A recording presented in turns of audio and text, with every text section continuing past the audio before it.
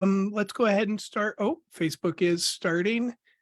And let us know when that's ready to go. And then Chair, you're ready when you're ready. You're live. Okay, great. Well, welcome everyone. I'm pleased to call this meeting to order. This is the Friday, July 7th meeting of the Thurston Regional Planning Council. And we're going to start with introduction. So I'm going to go ahead and invite folks as I list your area membership. If you're representing your group, if you could please introduce yourself and let us know your name.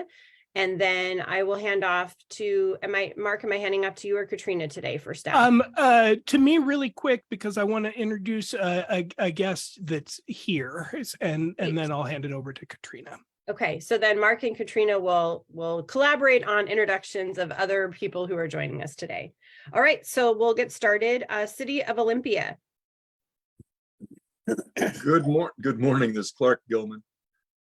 Hi, Clark. How about City of Lacey? Good morning, Robin Vasquez. Hi, Robin. City of Tumwater? Good morning, Eileen Swarthouse, City of Tumwater. And what about Thurston County? No Thurston County yet. And hi, Eileen, sorry. I forgot my hi for you. How about Rainier, City of Rainier? Good morning, Dennis and McVeigh. Good morning, Dennis. And, oh, there's this one place people say it's great. How about City of Tenino? Oh, John, you're muted.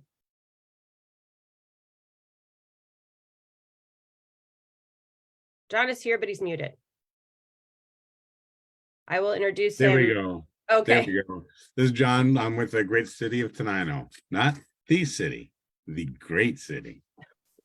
Thanks for the clarification, John. You are welcome. How about City of Yelm? Did I see Joe yet? Yeah, City of Yelm here, Joe DePeno, Mayor. Good seeing everyone. Oh, hi. Hi, Joe. Nice to see you. And how about Bucota? And what about the Confederated Tribes of the Chehalis? Nisqually Indian Tribe? Okay. I think did I see someone from North Thurston Public Schools? Oh my gosh, I'm really behind. How about Tumwater? Did I see Mel? There's Mel. Mel's here, Mel Murray, Tumwater School District. Hi, Mel. And I'm Hillary. I'm here from the Olympia School District. How about Intercity Transit? Debbie Sullivan, representing Intercity Transit. Hi, Debbie. And Lot Clean Water? Carolyn Cox, representing Lot. Hi, Carolyn. And I think I saw the Port of Olympia. Morning, Amy Harding. Hi, Amy. And how about the PUD of Thurston County? Okay. And Thurston Conservation District. Is Helen here? I didn't see her yet. Lacey Fire District, I saw. Morning, Liberty Hetzler. Hi, Liberty. And I don't think Puget Sound Regional Council is here. What about the Evergreen State College? Okay. Thurston EDC. Michael here? Michael let me know he wouldn't be here today. He's not. Okay. And then last is Cheryl here from the Timberland Regional Library. Nope. Okay. Mark, did you notice anyone else pop on that I missed? I did not. Thurston County, are they here? Or Nisqually or North Thurston, Nisqually Indian Tribe or North Thurston? Not that I have seen, although I will note that, and we'll hear this in staff, but Matt Unselman of Thurston County is here. Oh, okay. Hi, Matt. Thanks for being here. Okay, so Mark, I will hand off to you and Katrina to do the rest of the introductions. Yeah, I just wanted to have a chance. Really happy that Michael Snodgrass could join us today, and he just turned on his camera. Michael is with Senator Cantwell's office, and with all the opportunity going around with the federal government around funding and infrastructure funding in particular, it's a really important time for us to be in close communication and coordination with our congressional delegation and our senators. And so Veronica Jarvis has been talking with Michael about a few things, and just happy to have you here. You are welcome anytime at these meetings, at our policy board meetings. If ever there is something that the senator wants to help make sure gets out to people, let us know. Would love to provide time for you on a future agenda if it's helpful.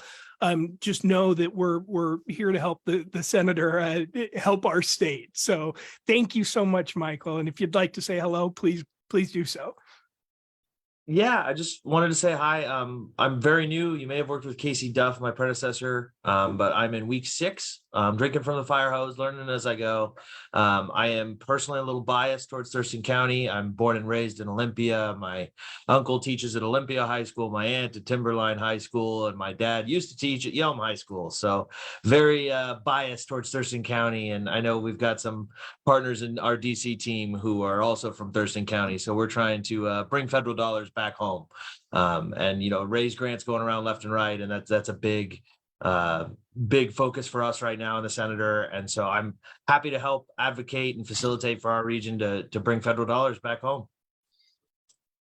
Thank you, Michael. Thanks, Chair. And I see Joe has his hand up. Joe, did you have a question really quick? Yeah, just a comment. I just want to say, Michael, I do know your dad, and just tell him I said hello. I saw that name. I was like, oh, yeah, good guy. Will do. Small world. I love those Thurston County connections. All Okay. right. Katrina, Go could ahead you and help finish us the introduction. introduce the rest of the staff, please? Absolutely. Thank you. From the city of Olympia, we have Joyce Phillips. From WashDOT, we have Joanne Schuler and Ashley Carl. From Inner City Transit, we have Eric Phillips, Peter Stackpole, and Jonathan Yee. From the city of Lacey, we have Martin Hoppy, and from Thurston County, we have Matt Unzelman. And then to round it out from TRPC, in addition to Mark and myself, we have Dorinda Merrill, Berlina Lucas, Dave Reed, Paul Brewster, Amy Hatch-Winica, Veronica Jarvis, and Crosby Carter. And I think that rounds everyone from staff. Thank you very much, Mark and Katrina. And I did see that David Ayala joined us. David, do you want to introduce yourself and who are you representing today? Hello, everybody. Dave Isle, the Nisqually tribe. Hi, Dave. Nice to see you. Thanks for being here. Okay, so that brings us to approval of the agenda. Is there a motion to approve the agenda? So moved. Second. Callahan. That was Robin. John O'Callahan moving, and Robin, was that your second? Okay, great. Is there any discussion? All right, seeing none, all those in favor of approving the agenda, please signify by saying aye or raising your hand or both. Aye. Aye. Any opposed? Okay, the agenda is approved. That brings us to the consent calendar. Is there a motion to approve the consent calendar? So moved. That's John moving. Any second? Come on, guys. Lack of a second. Second. I'll second. Oh, Joe got to it first. So John moved and Joe seconded. Is there any, it's been moved and seconded. We approve the consent calendar. Is there any discussion? All right, seeing none, all those in favor of approving the consent calendar, please signify by saying aye or raising your hand or both. Aye. Aye. Any opposed? Great, the consent calendar is approved. That brings us to public comment. We have 2 folks joining us for public comment today, and Mark is going to keep time. Our first public commenter is Ursula Euler. So we'll pause for a minute to make sure that we're ready. Ursula's ready to speak. And then when that has happened, Mark will go ahead and start the timer. And Ursula, are you able to speak yet, Ursula, or are we moving you into the space? Berlina, Dorinda. She's in there. She Okay. should be able to talk. Oh, there she is. Oh, hello, Ursula. So go ahead and start when you're ready. Hi, thank you. Good morning, everyone. I'm Ursula Euler. I'm a longtime Thurston resident out in the rural area and enjoy nature. I am an advocate for that some significant changes have to happen to meet our climate goals, and therefore I became interested in aviation. And as I do often with your group, I do want to say that I continue to follow the aviation activity with the new legislation that has passed just recently, but it is very likely that it will fall into the old tracks of information and people involved, including forecasts, so-called enplanement shortfalls that are forecasted by the PRPC and it through the airline companies, which that's where the forecasts come from. And I want to say that we have to be really careful, especially in Thurston County. The efforts are still underway to build another airport. It's not climate friendly. Combustion engine flying is not climate friendly. It has pollution. It doesn't matter what fuel you put into a combustion engine, it will pollute. And it is a business model. The past growth at SeaTac has been a business model of competition and of bringing more and more cruise ships to Seattle, competition with other airports. So it's that business model that could change and must change. And as region, I think it really leads us to perhaps think of what is climate friendly economic growth. Is that an airport? Or is that something else? And I think that's really the point that maybe another search for an airport should lead us to. I'm not sure how much time I have left, but for you to think perhaps, or for many people to think, an airport of 3,100 acres is just the footprint, but 10 times that much is an area that is affected. How many homes could be built? How many residences could be built on 30 and 31,000 acres? And that's the bread and butter financially for local jurisdictions. I have been finance director for Tumwater and other cities. And I know that residential property taxes are the lifeblood for smaller communities and rural communities. Commerce is as well, and it's important, but it needs to be smart commerce. I must be out of time by now, so I don't see You just are. Thank you. Okay, perfect. Thank you so much. Thank you so much, Ursula, for joining us. We always appreciate hearing from the public. That brings us to our second public commenter. A familiar face, Karen Messmer, is here to give public comment. So we're going to wait for Karen to move in. Mark's going to reset the clock.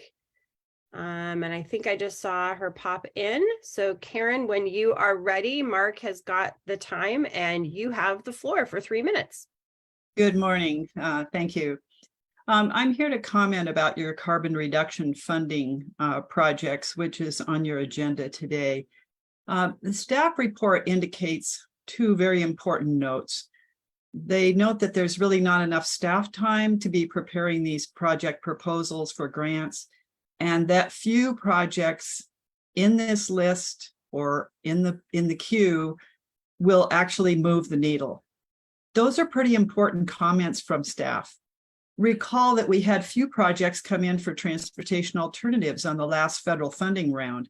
I see a real pattern here and something needs to change. While we have lofty goals in the regional transportation plan, we're making only small, really incrementally small moves towards active transportation as a major form of transportation for climate reduction and equity.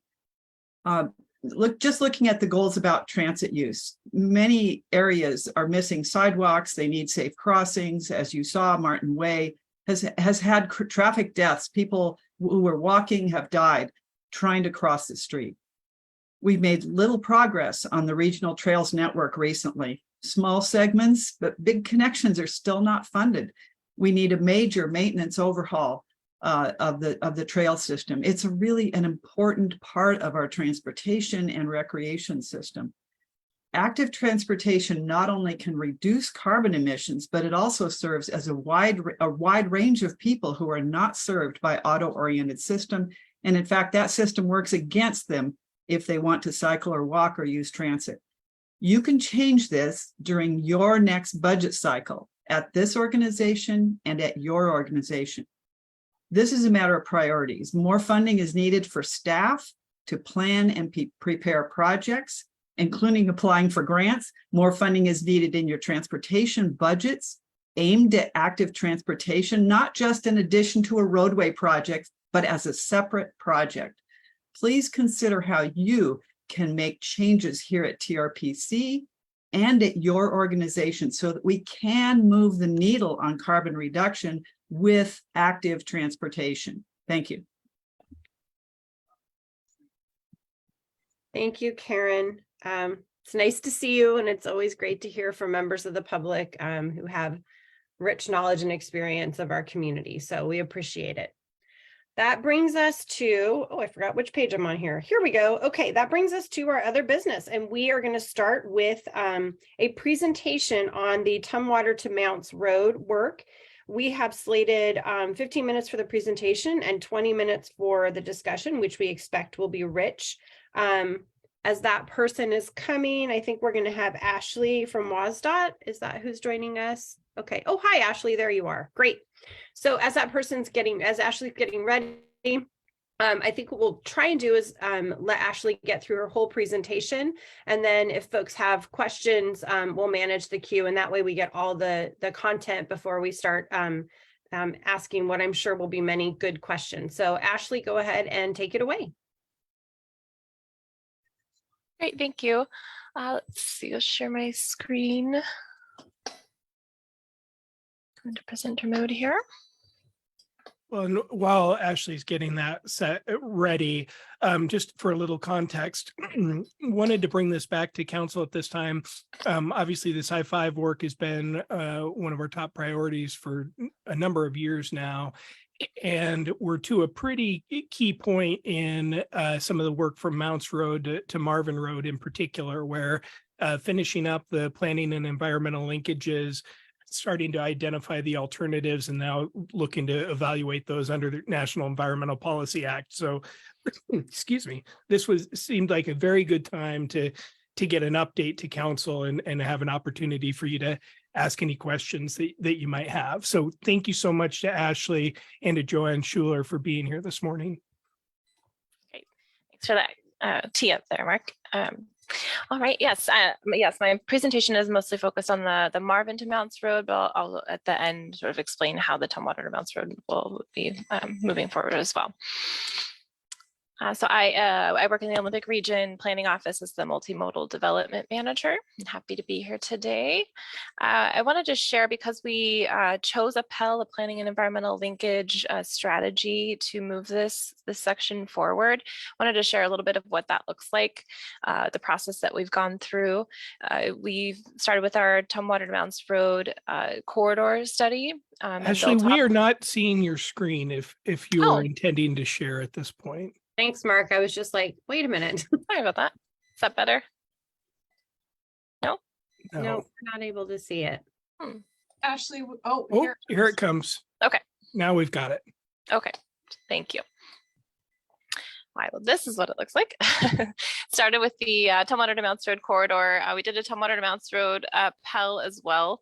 And sort of out of that PEL, working with our headquarters, we decided that a more focused PEL on just the Marvin to Mounts to help streamline that National Environmental Policy Act, the NEPA environmental review, would be our best option forward to get everyone moving together. So we worked with our federal lead, FHWA, to get through these concurrence points, agreeing on first the reason and desired outcomes, which are really important actually for this PEL, and I'll explain that in the next slide.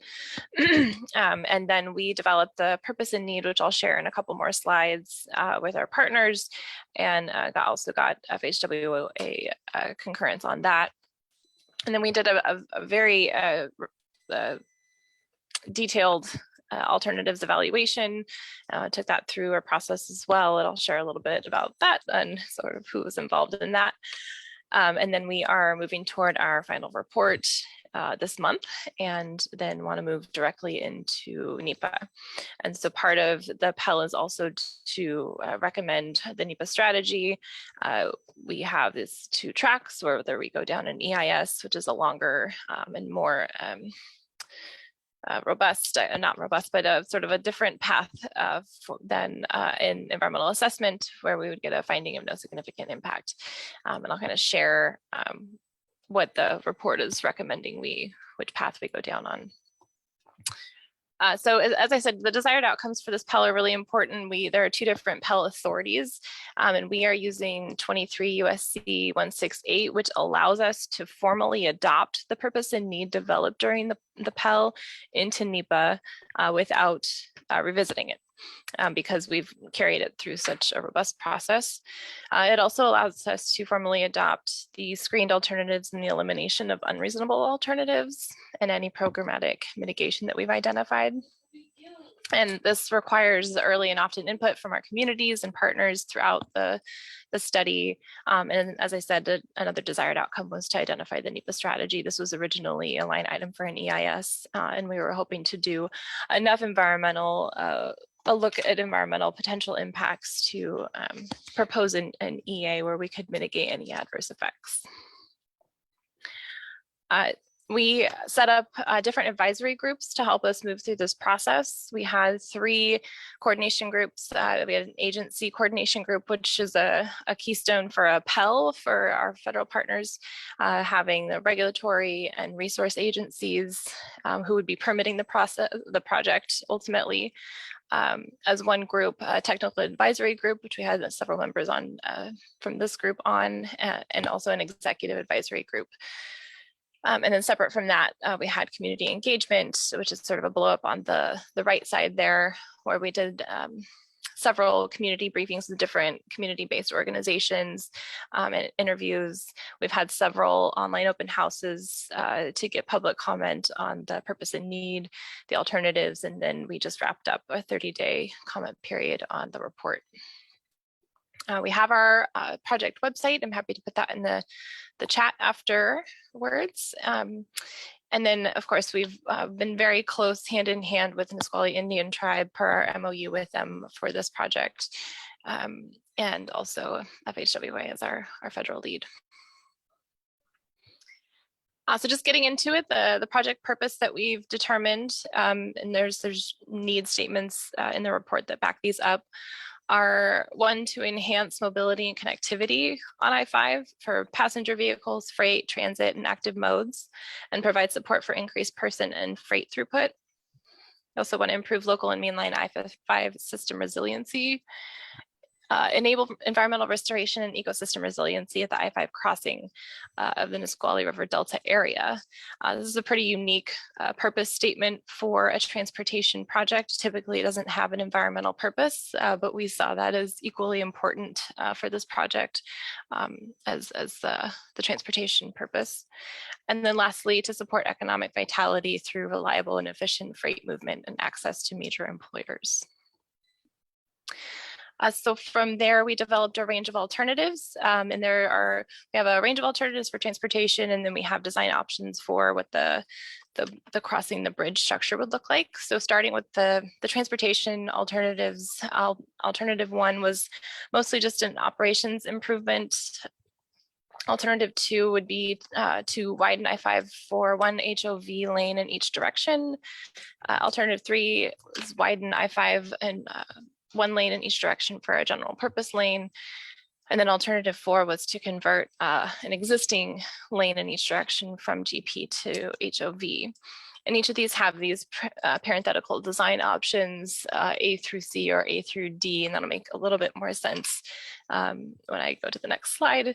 But essentially, the widening options we were able to go with option D as well, whereas if we weren't widening, we wouldn't have that option. Wanted to speak I hope I have the bridge design options in there. Just wanted to speak a little bit to rail next steps as well. This is a little out of sequence, I apologize, because this has been a focus from public comment and our secretary as well. This is an excerpt from the report itself, talking about future passenger rail service improvements in the I-5 corridor, sort of the existing conditions where we have the Sound Transit owned rail corridor crossing over I-5, and we also have the BNSF owned rail corridor crossing, and they both merge into a single rail line south of I-5. And then down here at the bottom are the ongoing plans that are being developed, the Amtrak Cascade Service Development Plan, which will suggest a different service plan for Amtrak Cascades, and that's underway now. There's also the ultra high speed ground transportation study, and then phase 2, as I'm sure you all are well aware of TRPC's HCT study, which will look at the feasibility of HCT, high capacity transit, and coming down to Thurston County in the future. Okay, this is the one I was expecting, the bridge design option. Sorry about that. Sort of going back to the alternatives, we have these 4 different bridge options. So if we were to replace I-5, we could, and part of the purpose is to open up the historical fill that is under I-5 right now, that is sort of acting like a dam to the delta and the river. We have different bridge lengths. These would be A through C, are these low level bridge structures about 25-30 feet above the water surface. Option A is 3,000 feet. It starts currently where the existing overflow channel exists currently, that goes and then would go down to the truss bridges that exist at the river. And then option B is a 6,000 foot option that starts at that north overflow channel and goes down to what's currently the south overflow channel. And then option C would span the entire delta.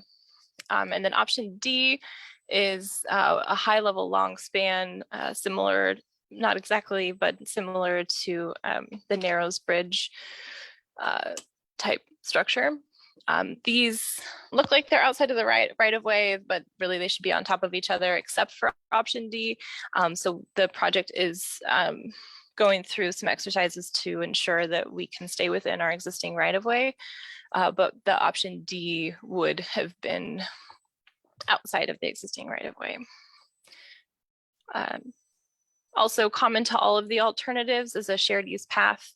It would be north of I-5 so that there are views of the refuge, and will be a minimum of 14 feet wide, have that separation from I-5 with a wall, and we've heard from the public to really make that wall fairly high. And access would not be given directly to the refuge from the shared use path. We heard from the refuge that it's not something that they would like to see, but there would be access at all 3 interchanges, starting at, I guess at 111, 114, and then so at 114 is where they'd mostly access the refuge from. So this is the screening process that we went through, just a screenshot of one of them. I believe this is the detailed, but we also did an initial as well with our different screening criteria that we developed with our partners in those different advisory groups. Got feedback on the criteria and the ratings, and got buy-in at each step of the way.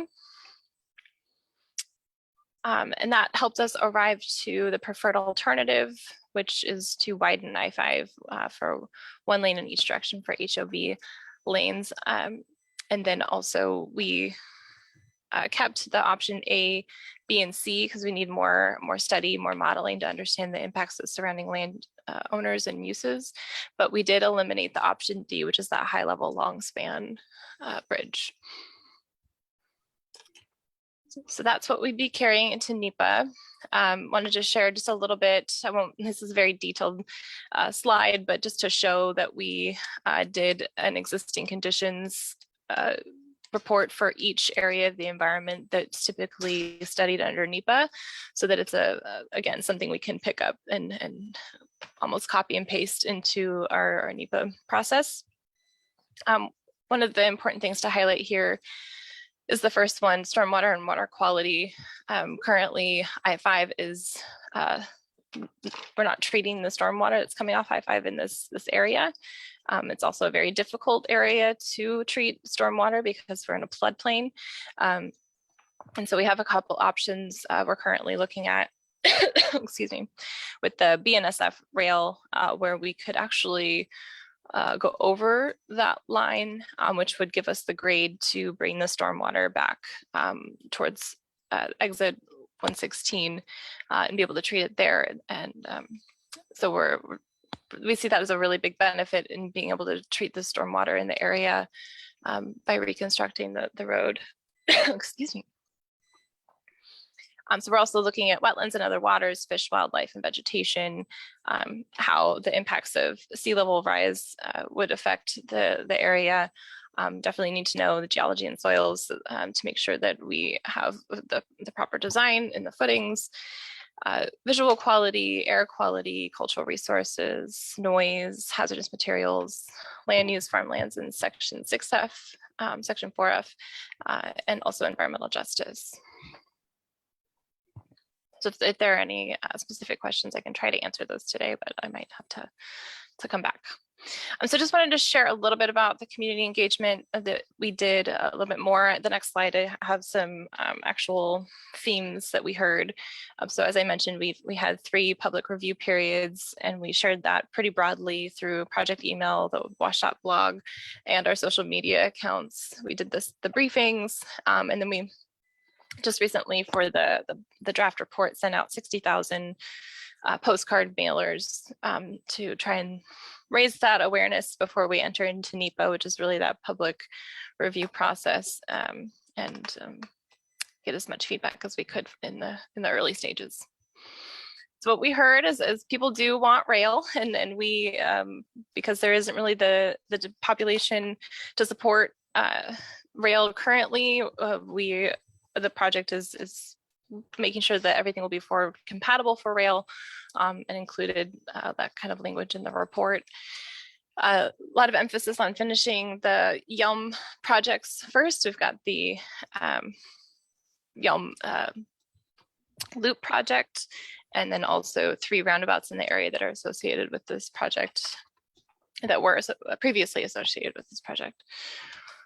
There's a lot of support for the addition of the HOV lane. Some, of course, want a general purpose lane, but all are really excited about the shared use path.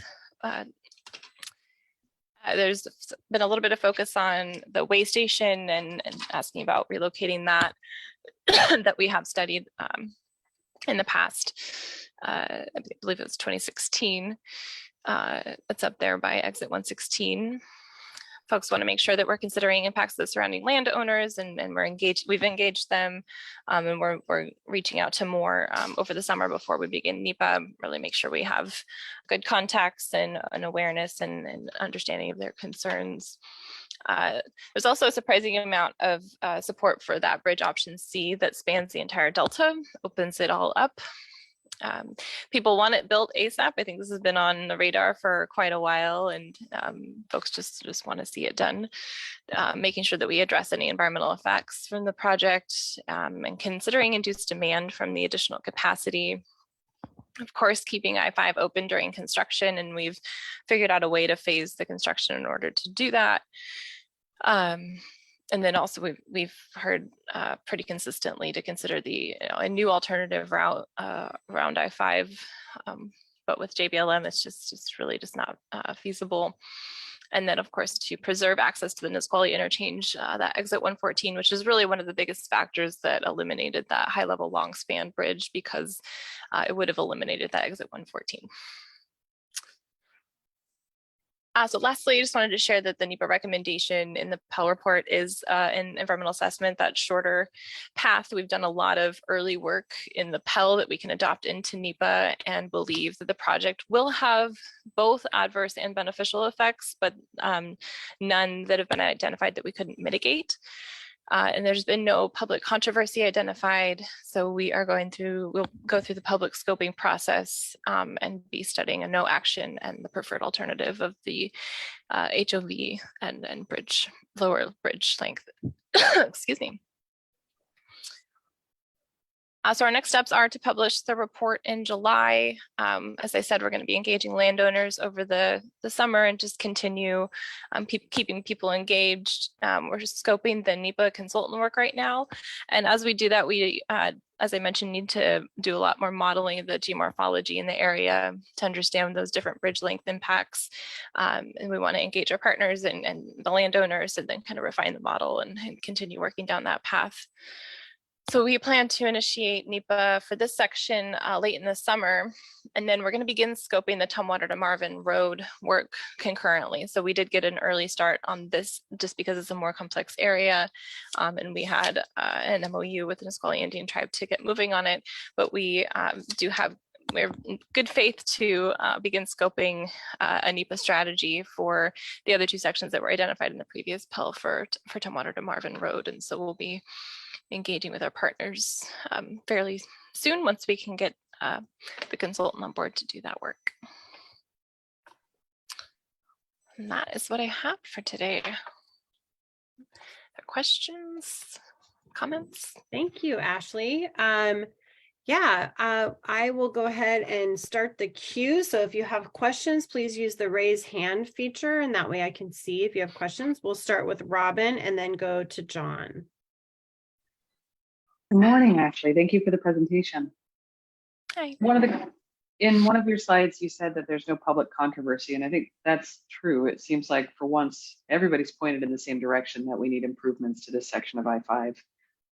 I wondered if significant traffic impacts will be a byproduct of some of the improvements that need to happen on the bridge, and if that is cause for concern, or maybe just the need for additional communication, right? If we change the way that I-5 looks and feels, I'm guessing that's going to cause some traffic during the years that project is underway. Did you look at that during this part of the project? Are you talking about during construction? Yeah, if we get to the point where we're building it, we're taking out the infill, we're building an additional lane, we're building the shared use path. Is it going to cause people to not be able to use I-5 or to go down to fewer lanes during construction? And is that something that we're going to need to message the community about? Yeah, during NEPA, they'll look at the construction impacts very closely, but we are looking at a way to keep 6 lanes of I-5 operational during construction because we'd have to build a new section essentially, and then open that up and kind of transition over. And Ashley, could you stop sharing your screen, please? Yes. Sure, I need to reference another slide. Thank you. Yeah. Thank you. John, go ahead. Thank you. Interesting presentation. Couple of questions real quick. What assumptions were you making as far as transportation in the future? For example, as we all know, that by 2030, 2035, everything's supposed to go over to electric. Once that finally does happen, we've got a few more years where everything is going to be linked so that there won't be any traffic congestion.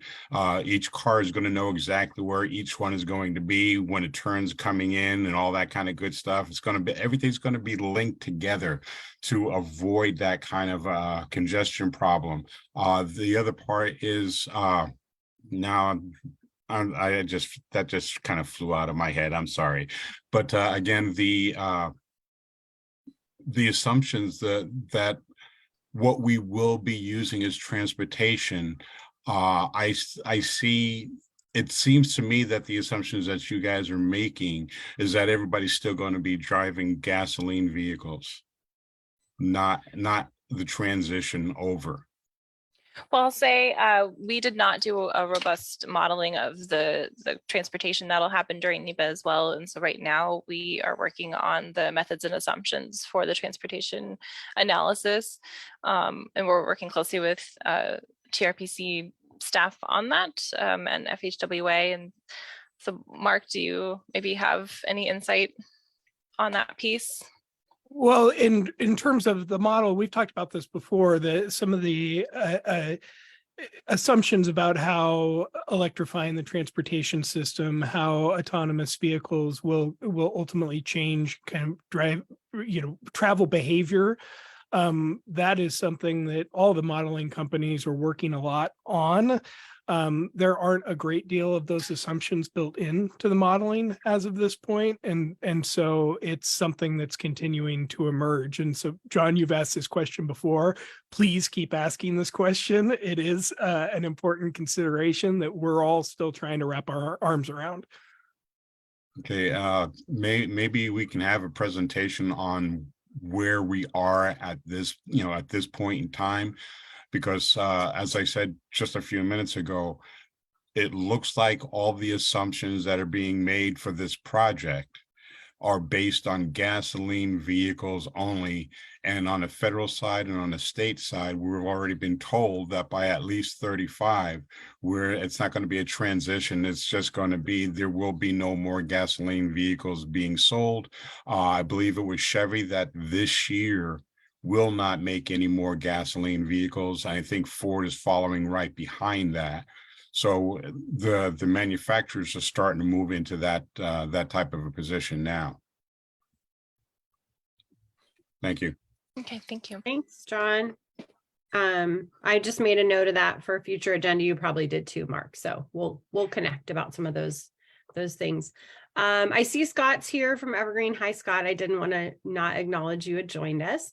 Does anyone have any additional questions for Ashley about the presentation or? Great. Well, thank you so much for, oops, Mark has a question. Go ahead, Well, Mark. I just one thing I'd like to say is as we've been going through the Pell process, WashDOT Olympic Region and their contractor has been doing really good work on this.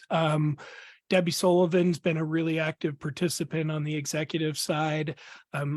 I've been participating, and as this keeps going forward, the more folks we have from our council and from our policy board that are able to actively engage in this to make sure that our regional needs are met, the better off we're going to be. So that's just a little bit of a pitch for stay tuned as NEPA starts, and we'll be keeping you informed of ways that you can help inform this process going forward.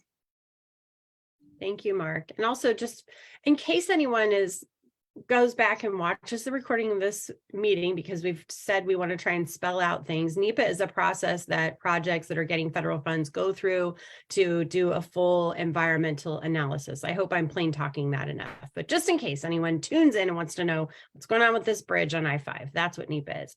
John, I saw your hand went down, so you don't have another question. Well, I do, but I think there's a more appropriate time when we have the report on future transportation and some of that kind of stuff. Because Clark Gilman saw something, I think when he was in Boston, that I told him about maybe a year before he went over there. So there's a lot of things that are happening on transportation side that we're not discussing. Yeah, okay. Well, we will definitely take that into account, and we'll do some thinking about the agenda for the next year and where we can weave those pieces into our own learning and consideration. Thanks, John. And thank you, Ashley, for being here, and Joanne also for being here. Thank you.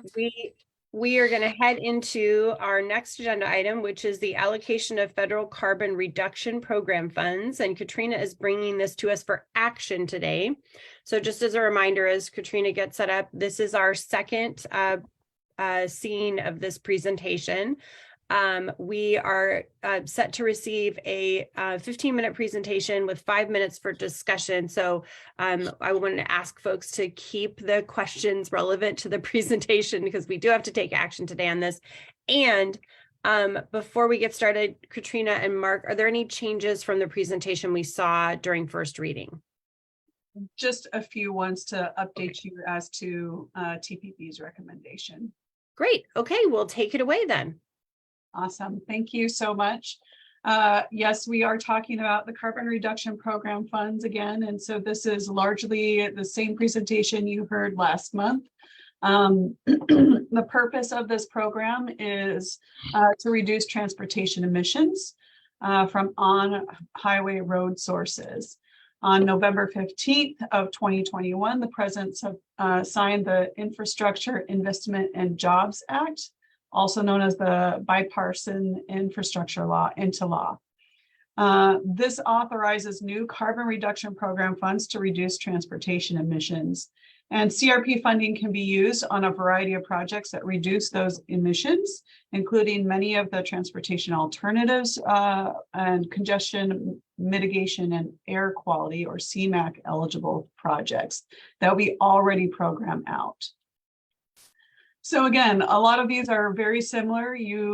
Eligible projects include bike and ped, energy efficient street lighting and traffic control devices, projects that support deployment of alternative fuels, public transportation projects, advanced transportation and congestion management technologies, intelligent transportation system improvements and vehicle to infrastructure communications equipment, and other projects that are linked to the program guidance.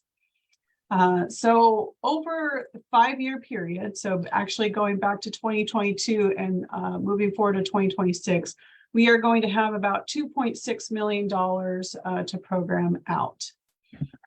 We know that the CRP funds are only guaranteed for 5 years, but we assume, don't know yet, but we assume that they will be continue to be available past 2026. We know that urban, small, and rural funding pots present a challenge because there are few existing projects, both projects already awarded funding and those on our contingency list that qualify. Additionally, the amount is so small year to year that federalizing projects does not necessarily make sense. As was mentioned earlier, many jurisdictions are facing staffing and contracting challenges that make it difficult to get existing projects done and get new projects lined up. New projects that move the needle, and I'm not defining what move the needle means, but new projects that really make a push towards carbon reduction are not necessarily in the works right now. And given those staffing and contracting constraints, creating new projects that can use CRP funding immediately is not realistic in the short term. So while TRPC is now officially a transportation management area, our geographic areas are going to change. So currently we have our urban, small, or urban, medium, urban, small, and rural. That will change to urbanized, urban, small, and rural.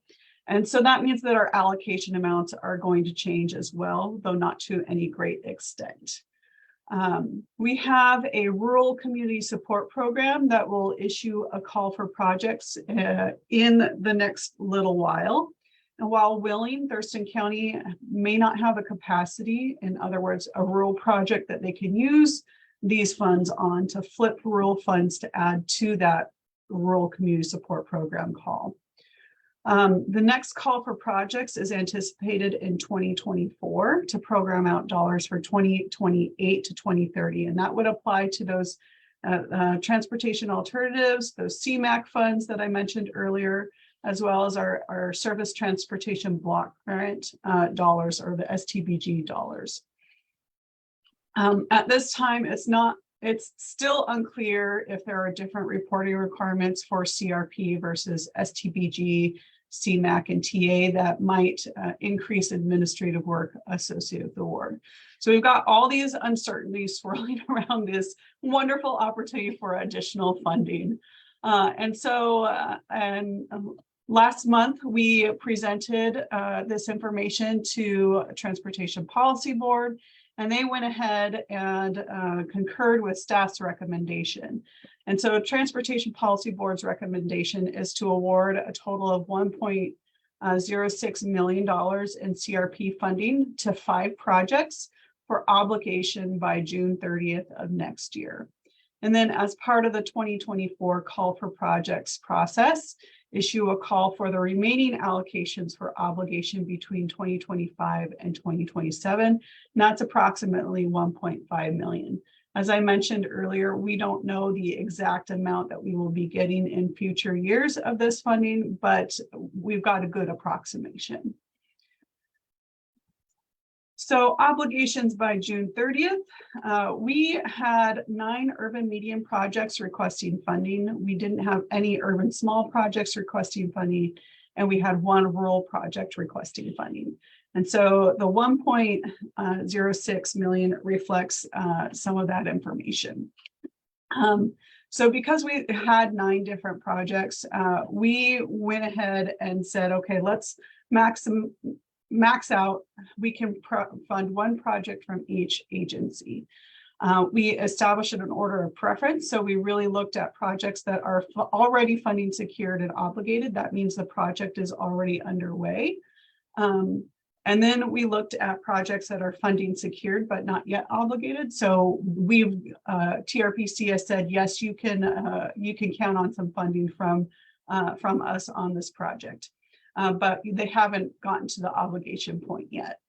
And then we also looked at third projects on our contingency list. So these are projects that have not received funding, but they're good projects, and that if a funding opportunity comes up, then we want to be able to add some dollars to those projects. So we looked at scoring projects just so that we could understand what should float to the top based on last call, looking at our equity scoring criteria as well as our greenhouse gas scoring criteria. And then we added in that order of preference criteria. I will also note that Intercity Transit had every jurisdiction had 1 project except for Intercity Transit. This is a really good pot of funding for IT. And so they submitted, I believe, 6 different projects. And so in addition to the scoring criteria, we also asked IT to indicate which project was their priority.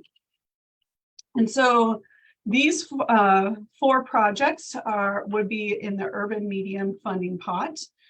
We are looking at funding the City of Lacey's College Street Corridors Improvements Phase 3, their right-of-way phase. For Olympia, it's their Phones Road Transportation Project for their construction phase. For Tumwater, it's Israel Road and Lenderson Way bike and ped improvements, and that's also a construction phase. And then for Intercity Transit, it's the East Martin Way roundabout. Our rural project is the Nisqually Tribe's Fleet Electrification and Resilient Energy Project. So this is a project that was on our contingency list in the last call for projects. So it'd be nice to be able to see this be funded. For the 2024 call for projects, we're looking at about $1.5 million, which we expect to be able to utilize for that call for projects process. We are looking at an obligation target between 2025 and 2027. So that's basically when the jurisdiction, obligation is when the jurisdiction says, I want to take that money and utilize it for this project. So think of it as the very first step to that project phase. And then it includes $80,000 we originally proposed for our regional carbon reduction strategy. We reached out to WashDOT to ask if we could do this, and they said, unfortunately, no. The state is doing a statewide carbon reduction strategy, which can be used with these funds, but regional ones are not eligible. And so this $1.5 million includes what we had originally set aside for that project. So the requested action today is to award a total of $1,066,615 in CRP funding to the 5 projects I just went over, with an obligation deadline of June 30th of 2024. And then also issue a call in 2024 for remaining CRP allocations for obligation between 2025 and 2027. And then upon approval, whatever council's decision is, staff will begin preparing and sending out award letters to recipients. So I'm going to go ahead and stop sharing my screen, and I'm happy to answer any other questions you might have regarding this. Thank you, Katrina. When it's time to make a motion, I'm going to ask you to put the screen back up again so we get the language right. But thank you for stopping sharing screen. Are there any questions for Katrina? Okay, I see Robin. Is anyone? I'm going to let you talk, Robin, but I want to see if there's anyone else in the queue who hasn't talked yet. Clark, do you have your hand up? Okay, go ahead, Clark, and then we'll go back to Robin. Thank you. Katrina, I'm reflecting on Karen Mesmer's comment, and I'm seeing that for the most part, these projects are tagging on to larger road transportation projects. And I think that's the more limited bang for our carbon reduction investment. So a couple of questions. One is, if smaller discrete projects are not realistic in the short term, I'm also hearing that there was an attempt to use $80,000 to fund regional planning. And I'm wondering what are ways, if we don't have that $80,000, to sort of use this funding as a learning lab to plan for the carbon-free future, and to figure out different ways to coordinate. I'd be really sad if next cycle we come back the next time and it's another set of road projects and we say that it's not feasible to start talking about really paving the way for more dramatic carbon reduction. So is there a way to keep that work moving forward, even if the state won't fund it through this grant? Yeah, I would say, like, there's two things I want to say. So first, as we move into the update of our regional transportation plan over the next 2 years, we know that there's been a lot of good work in our region regarding climate change and climate mitigation. And so I think as part of that effort, we really do need to look back at what we've accomplished over the last few years and start incorporating that more fully into the regional transportation plan. So I think that the planning work can still be done. It just has to be done in a different way. And then with regard to funding projects, what I would say is that as a council, you get to decide what your priorities are when we go through that call for projects process. And if really identifying specific projects, whether it's trail projects, whether it's sidewalk projects that really move the needle, that is something that you as a council can decide. I think, talking to our technical advisory committee members, as well as transportation policy board members, as well as your councils and commissions would benefit that conversation as we move forward towards that next call for projects. But there's absolutely the opportunity for you to identify what is a priority. And if you really want to have a really good project, and I say that knowing that the projects that we presented are all really good projects. Bones Road is a really good project. Supporting IT's transportation work is a really good project. But if you're looking for something different, that is something that is a good conversation to continue to have as we go through that call for projects process coming up. Thank you both. Robin, go ahead.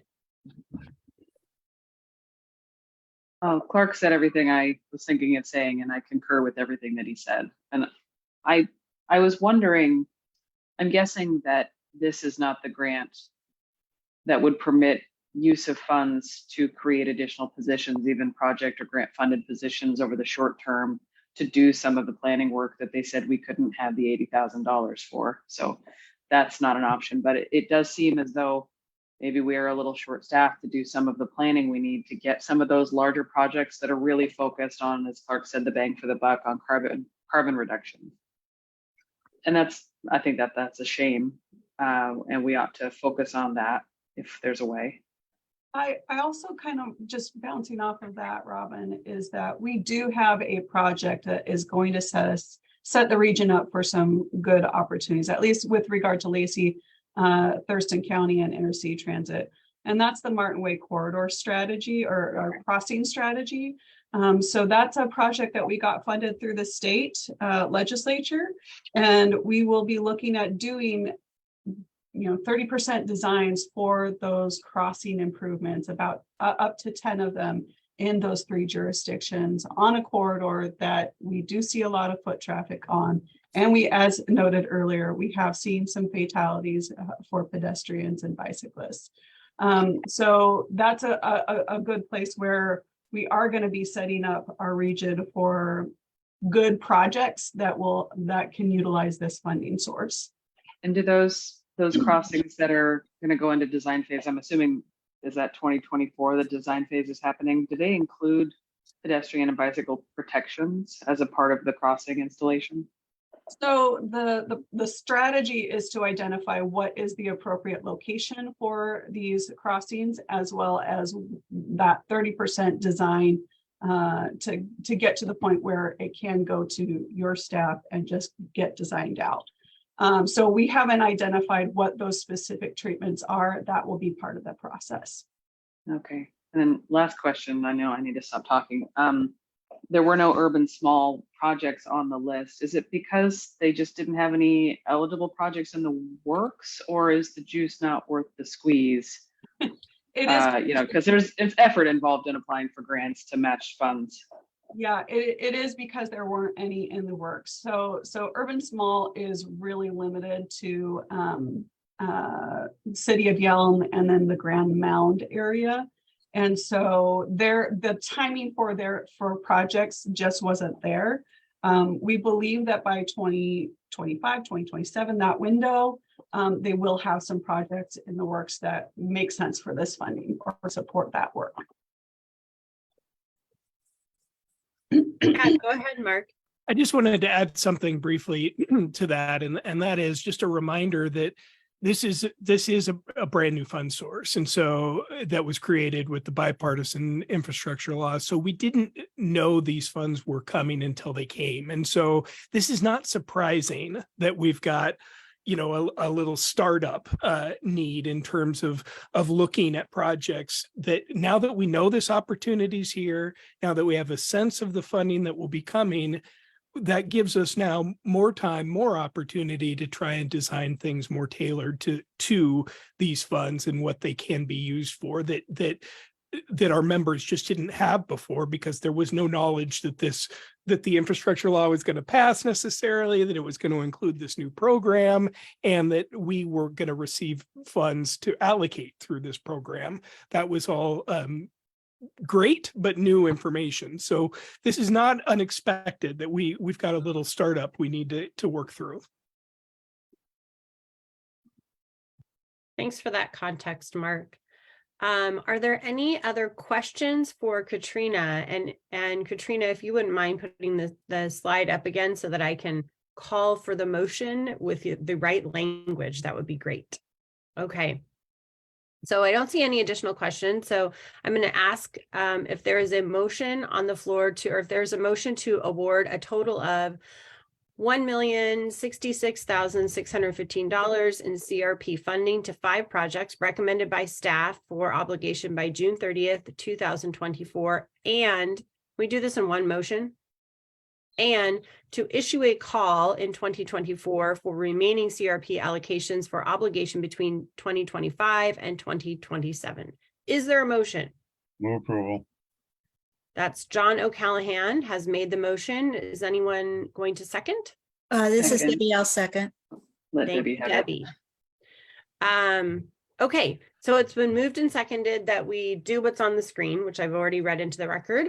Are there any additional, is there any additional discussion before we take action?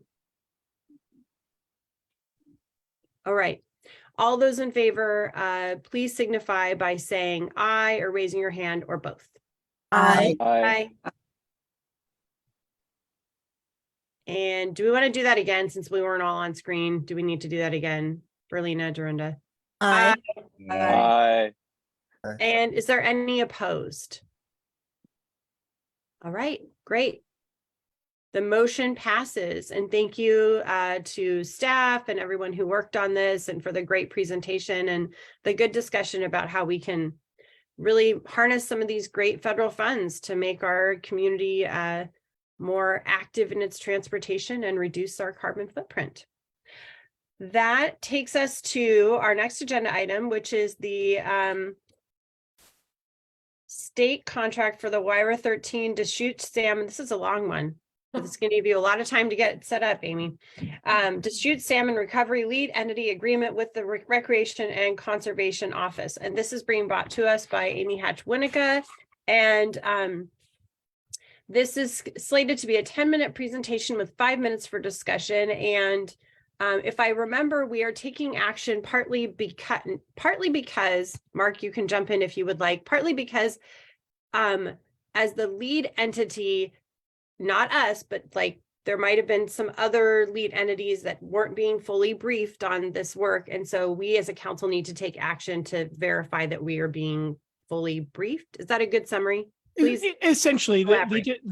the State Recreation and Conservation Office wants to make sure through board action that the board and council in this case is knowledgeable that we're doing this work and essentially grants, even though I have the authority per our bylaws, but just it takes a formal action to say, yes, it's okay for the executive director to enter into this agreement to be that host, coordinator, fiscal agent for the lead entity. And so this is something that the Recreation and Conservation Office is asking for, kind of above and beyond what we normally would do. Thank you for a much more elegant summary of that, Mark. And now I will go ahead and hand it off to Amy for the presentation. And we'll go ahead and hold questions until the end so that Amy can get all the way through the slides. Thanks, Amy. Thank you. That sounds great. And thank you, Mark, for the synopsis. Just to reintroduce myself, I'm Amy Hatch-Winnica, and I've had the pleasure of coordinating this lead entity at Thurston Regional Planning Council since 2018, but overall since 2001. And just to give you a quick overview, Mark, you said it beautifully. I'm here before you today to ask for your permission to have Mark authorize the grant contract with the Recreation and Conservation Office. It's a 2-year contract, and essentially it allows for my time to then facilitate and coordinate the salmon habitat recovery lead entity activities for the next 2 years. And just to give you a quick overview of what those activities are, and as a reminder of what the lead entity is, back in 1999, the Washington State Legislature created lead entities, and it was really prompted by the listing of threatened of the Chinook salmon under the Federal Endangered Species Act. And the Washington State really approached the recovery of the species in a different way. They decided that rather than having the federal government create a recovery plan and sort of tell local citizens how best to recover fish, they really put it back out to the watersheds and the local communities and acknowledge that they're the ones that know the watershed best. And so they created lead entities across Washington State to create a table for conversations that are based in science, and then layer in a community component, a community perspective to decide where to do salmon habitat recovery projects and conservation projects. So just for a quick reminder of geography. So like I said, the state was chunked up into RIAs, the water resource inventory areas. And for us, for our geography, RIA 13 lead entity is from the Deschutes headwaters all the way down into Henderson, Bud, and the eastern portion of Eldon Inlets, and then all of the freshwater streams that drain therein. And the approach to this process is really unique. As I noted, the science really serves as the foundation. So all of the studies, we try to integrate best available science as it becomes available, sort of is that foundational knowledge as to so we know what's best for fish. And this changes constantly. We're constantly updating. But the next piece that really makes it unique is that it integrates local citizens and nonprofit partners, along with the conservation districts, regional fisheries enhancement groups, state and federal agencies, and of course, tribes around the same table to have a conversation about where projects are going to be the most benefit to fish and the local community. So, and it's real, the group is habitat focused. So they really focus on projects. And you've probably seen many of them around town. Fish Passage is a great one. Conservation of, big swaths of land is another one. Gull Harbor out on Bud Inlet is a good example of a big conservation project that these funds helped to preserve. So I think the integration of both the technical piece, the science with the local knowledge is a really critical piece to have those difficult and often, but really fruitful conversations and create partnerships and collaboration at the local level. And again, the intent behind having these folks around the same table is to really increase the pace of implementation. So, you're creating an opportunity for conversation, and for oftentimes what science determines is the best for fish takes a little while and is difficult to implement on the ground. And so that's where the reality comes. So we have these conversations around the table about, we're talking about buffers, for instance.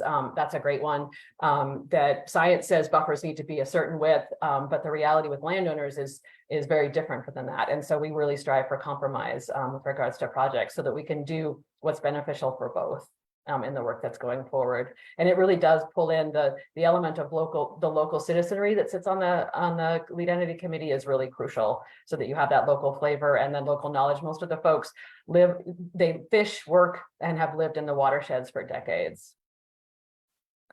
The projects are not just beneficial for salmon, they're also really beneficial for the local economy. So the intent is, on an annual basis, the lead entity gets together and they rank and prioritize projects for fish. But we know that the dollars then that get sunk into the local economy, over 80% of them stay in the local economy. So it really is sort of a local economic stimulus package on an annual basis that comes in to, for us into Thurston County area. And the jobs that the projects support are family wage.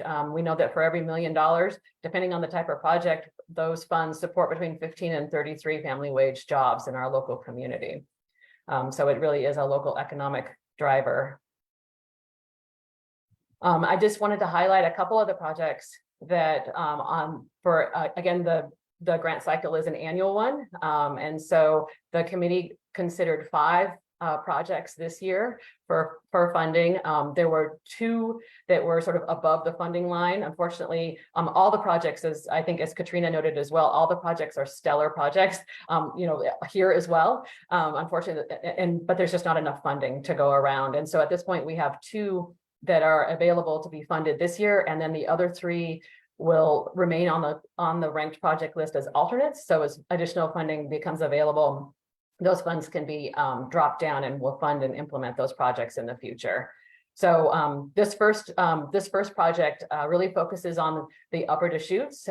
It's 10 miles of the main stem and 8 miles up into the tributaries of the Deschutes River. And the majority landowner up there is, of course, Weyerhaeuser. And what that enables us to do is to really think big with regards to projects within that area. We have one landowner that we can work with. They're collaborative, they're on board, they're willing to partner. And so this project is to design essentially, they've broken up that 18-mile stretch into chunks, into smaller reaches, and are designing elements of habitat restoration that would benefit the river in those areas. So, an example in this photo on the lower right is a great example of what much of the Deschutes River looks like. It's highly erosive. There's a lot of fine sediment that gets pulled into the system every time it rains. And so some of the projects that this project is designing are to plant the banks, to put in a ton of wood, and that what the wood will do is slow down the water, thereby slowing down the erosive nature of the water. It also provides opportunity for fish to hide and to seek refuge. The wood also brings in bugs, which of course the baby fish are going to come and eat. It does, adding that complexity, it allows the river, to sort of shallow and move out of its banks. So there's a lot of good things that happen. So that's just one thing that the project is looking to design. It'll also look to design a reconnection of off-channel habitat. So if you think of the river, the main stem itself is pretty high flow. But if you think of yourself as a 3 or 4 inch little fish, you're going to need to get out of that high flow during rain events. And so if we can give them a quieter spot in the river that they can hide from and not get washed out into the salt water before they're ready, that's one of the things that we're trying to design for with this project. So this one, again, is just a design. It'll essentially create a big catalog of implementation ready design. It'll have permits in hand. And then the other element that the lead entity, that table that the lead entity sets for collaboration, is to, as a group, they'll work together on various grant applications to then try to get the implementation funding to do the work outlined within this design project. So it's the dollars that they're looking forward to implementing are beyond the funds that we get on an annual cycle, so that we can really, just because those cycles, unfortunately, those grant dollars are so small, so they really look to those federal and additional state resources to implement additional projects. The second project that fell above the funding line is a fish barrier project, and this one really pulls in on the momentum that Thurston County built just downstream. Thurston County removed a blocking culvert last year, 2 blocking culverts on the Chehalis Western Trail on Spurgeon Creek. And this next project is the next project up on Spurgeon Creek. You can see the 2 culverts. It's sort of a wetland area. It's a big sprawly space, and the culverts are undersized.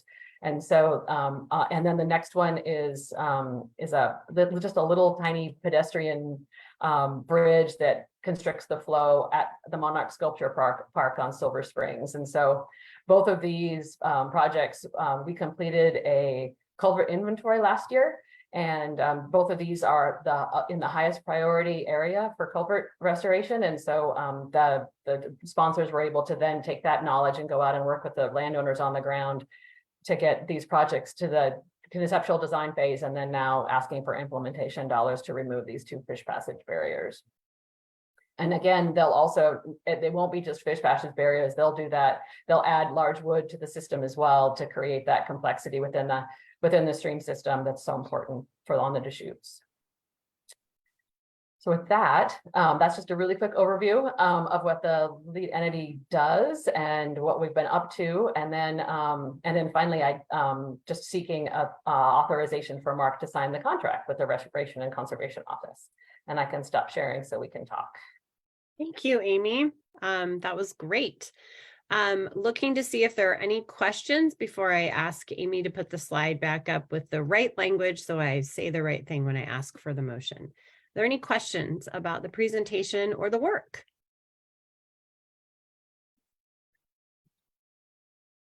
Oh, wrong one. There we go. John has a question. Go ahead, John. Yes, I do. Aren't you surprised? From the water's edge, how far are you going inland? With regards to plantings or? Yes. Well, the science says that we need to go site potential tree height. So if it's a fully mature Douglas fir, I think, that's what, 250 feet. That's what science says.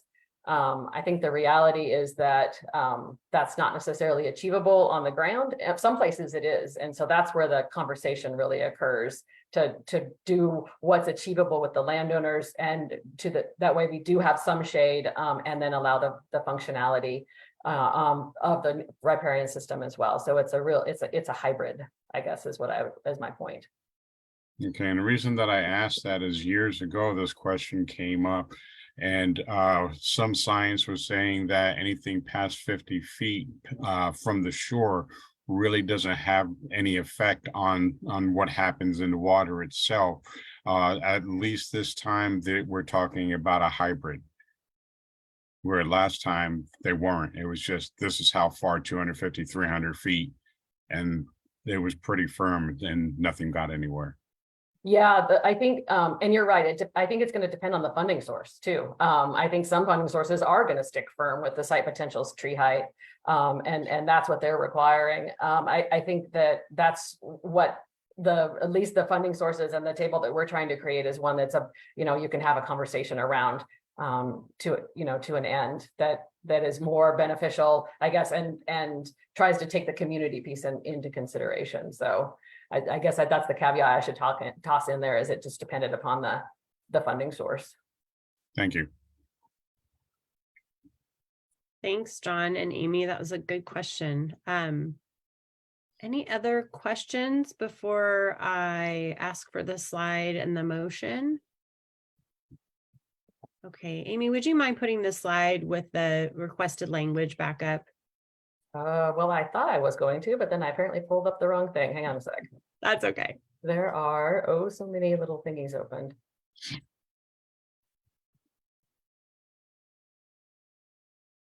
We can be flexible like the shoreline plantings. There you go. Okay, so I just pulled up the resolution itself that they're asking Mark to sign, and it's just okay. Is this right? Is this what you want, Mark? Is this good? I think what the chair is looking for is really, we're just looking for an action to authorize the executive director to enter into the agreement with Recreation and Conservation Office to support the the WIRA 13 lead entity. That would suffice. And you've read that into the record. So now I would say, is there a motion to do what Mark said? So moved. Okay, that's Debbie with the motion. Is there a second? Second.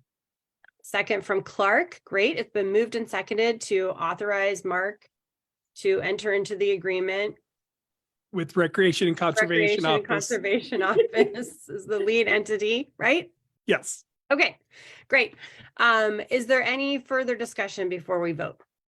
Just point of order. Yeah, go ahead, Joe. I don't think it was necessarily Mayor Sullivan that made that motion. It was Carolyn Cox. Oh, I'm so sorry. I thought I saw you raise your hand. Thank you, Debbie. Carolyn made the motion and Clark seconded. Yeah, we both did at the same time. Okay. Okay, so any additional discussion before we vote? Great. Seeing none, all those in favor of the motion, please signify by saying aye or raising your hand, or both. Aye. Aye. Any opposed? Great. The motion passes. Thank you, Amy, for the presentation. We appreciate it. And thank you for your support. And we are going to go into break now for 5 minutes. And so we will return in 5 minutes, which would be 9:57 a.m. And up then will be our mid-year program updates. We'll see you guys in 5.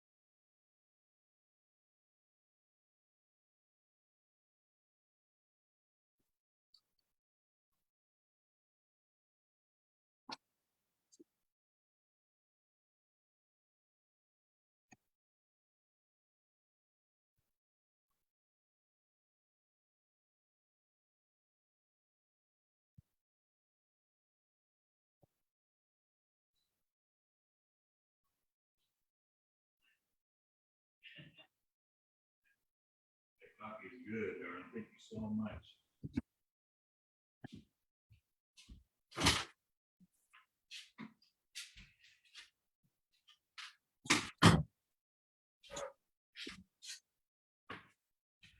Okay. Do we have everybody back, ready to go? I see people's awesome faces, so I'm going to take that as a yes. This brings us to our next item, which is our mid-year program update. And this is a presentation from Mark. We've set aside 10 minutes for the presentation and 5 minutes for discussion. So Mark, go ahead and take it away. All right. All right. So and just as a reminder to council members, this is a presentation that I provide each year just to provide an update on kind of where we are in relation to implementing our work programs for the year. But for this one, it's also an important tee up for our retreat coming up on September 8th. And this is also a call, any council members that would like to help me in planning the retreat. I've got a kickoff meeting with our facilitator, Amy Leneker, who also facilitated our last retreat. That is on Monday, the 24th at noon. So anyone that is interested in helping to flesh out the retreat, where we're going to be focusing on an update of the strategic plan for the organization, please just contact me and Berlina sometime after the meeting, and I'll get people plugged into that. Oh, sorry, I was checking something. I was checking the 24th.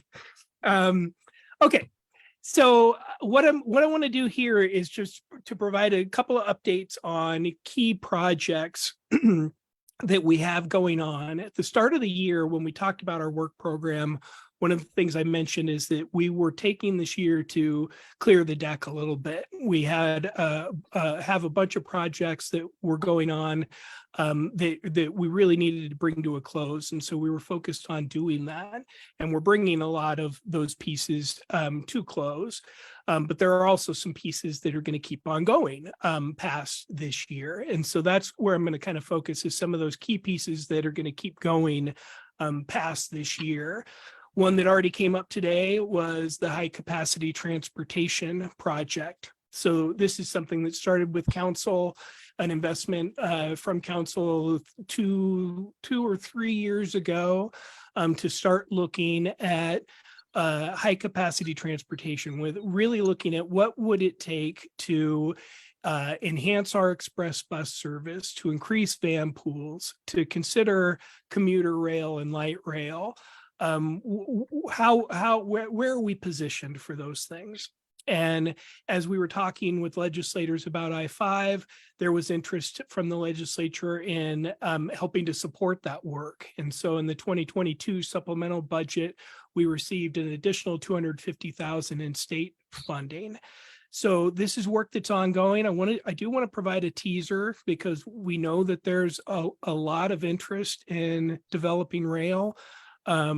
Not surprising, the initial work from Fair and Peers is suggesting that with our density, the kind of per person cost of commuter rail and light rail is still going to be prohibitively high for the next several decades.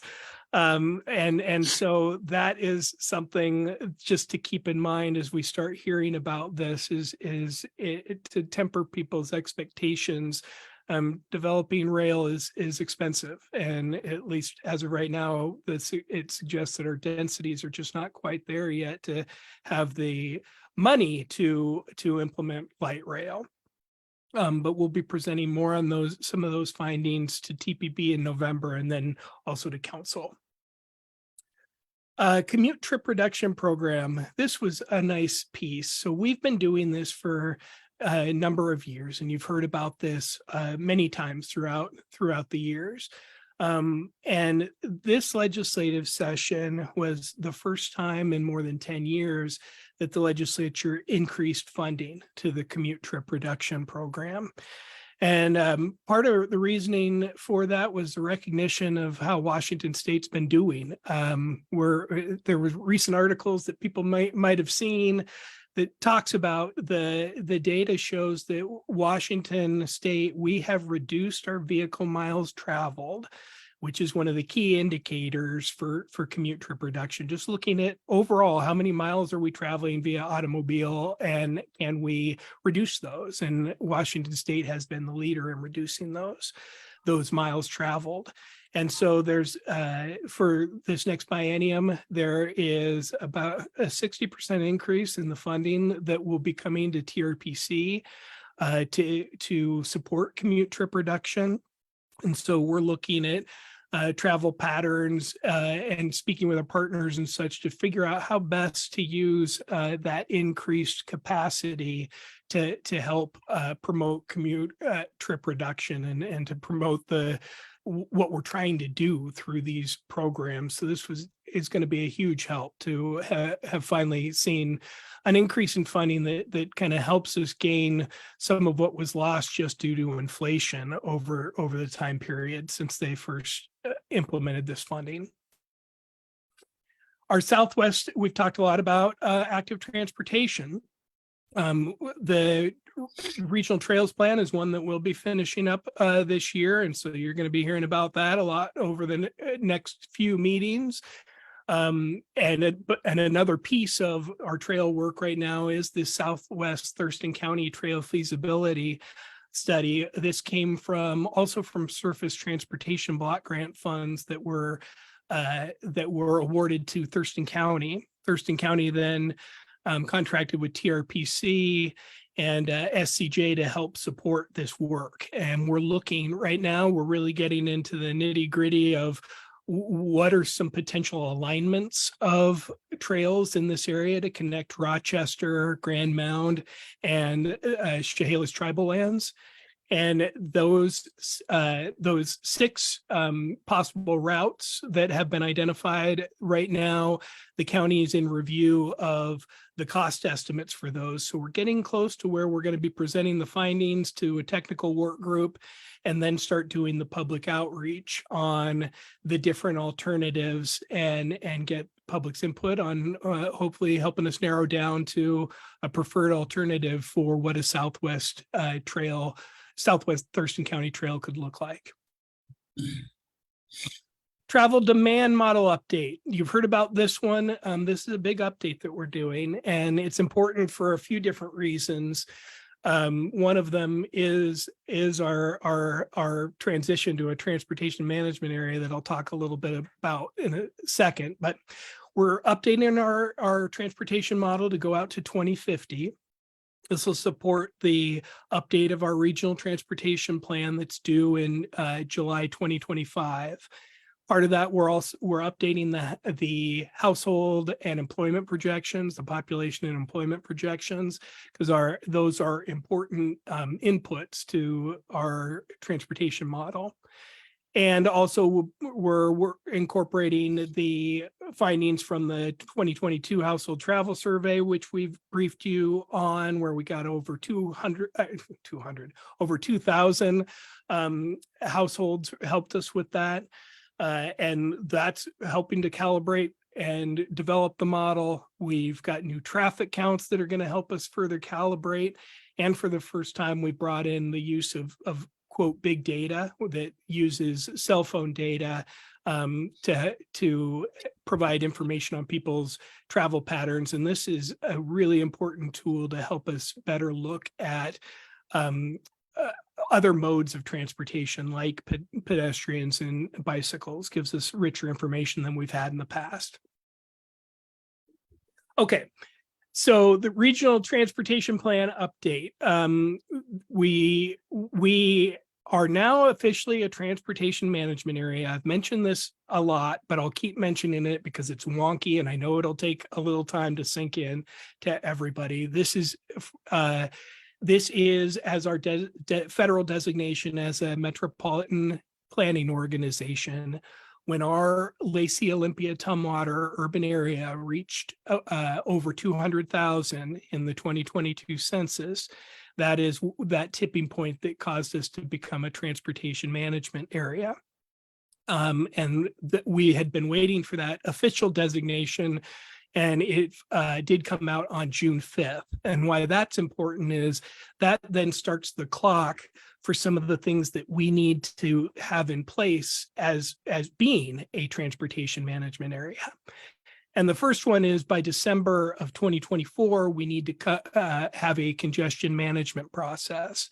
So you'll be hearing a lot more about that as we work through it. That's the first kind of new piece that we have due. And then I mentioned our regional transportation plan update, July 2025. It's going to be important for us to make sure that that update is in accordance with all the sorts of federal requirements that Federal Highway Administration and Federal Transit Administration will be looking at when they certify our MPO. And what that means is when you become a transportation management area, another change is that there's a new certification process where every 4 years, the federal agencies look at our work and how we're conducting our work and certify that it's in compliance with the federal rules. That is something we don't currently have to do. And our first time doing it will be June 5th, 2027. And so we'll want to make sure that the update to the regional transportation plan puts us in good stead for that certification in 27. So I've talked a lot, there's a lot there that's been about transportation. And a reason for that is we all know there's been a whole lot of opportunity when it comes to infrastructure and transportation. But the thing that I think is really important for council to consider as we go into the retreat is thinking, even when we're talking about transportation dollars, we do have the opportunity, and this came up earlier, to think about them a little different than we have before. And what I mean by that is all the federal grant programs that we're seeing are really emphasizing active transportation. They're really emphasizing making sure that equity, diversity, and inclusion are part of our planning process and part of what leads us to propose the kinds of projects that we propose. They're looking for land use and housing and economic development to all be thought of together along with transportation, really truly kind of like a Washington State Growth Management Act sort of view towards our development. That is what these grant opportunities are looking for when we are talking about transportation. So there's definitely a lot of opportunity to think a little more broadly than maybe we have traditionally when we're talking about going after transportation funds in particular. So some work we've got upcoming. We are working on contracts right now to support the cities and county in allocating housing needs over the next 20 years, which was a new requirement for Growth Management Act. We've received a grant working with a number of our partners to prioritize stormwater retrofit. So where can we modify stormwater systems to have the greatest benefit to water quality? So important work tying that, again, transportation to that environmental quality question. We've already talked about the Martin Way pedestrian crossing strategy. One thing it's not a new requirement, but comprehensive plan certification. This is something that has been in the rules for a regional transportation planning organization under the state law, which we are, to certify comp plan, the transportation elements of comp plans. Well, over this past session, there were a couple of changes made in GMA that kind of further call out that certification process. And so in our next work program, it's going to be important for us to include a piece to work with our partners to really develop how are we going to do that certification process so that when all the updates that that the county and our cities need to do by June of 2025, we'll be ready then to do the certification process after those are complete. We've got staff digging more into equity, diversity, and inclusion. It's something we've talked about for a long time, but as your staff, we're really looking to kind of amp up our efforts to integrate that into our planning process, and we're looking to get some support in doing that. And then that we've got staff dedicated right now to developing grant proposals. We've got a bit of an unprecedented time and opportunity to get projects in place, and we are looking to book out a number of years of federally or other funded projects to help, fill in from our core funds of our core transportation funds and our assessments and such. So developing grants right now will be a big part of what we're doing, looking out for future years. So that is, I'll stop sharing. There we go. That is a big overview of some of what we've got going on. Again, just to kind of provide some context as we go into retreat on September 8th, where we're going to be looking at providing some strategic direction to the agency. So, Thank you, Mark. Chair. I see Debbie has her hand up, so we'll start with Debbie, and then Robin is in the queue as well.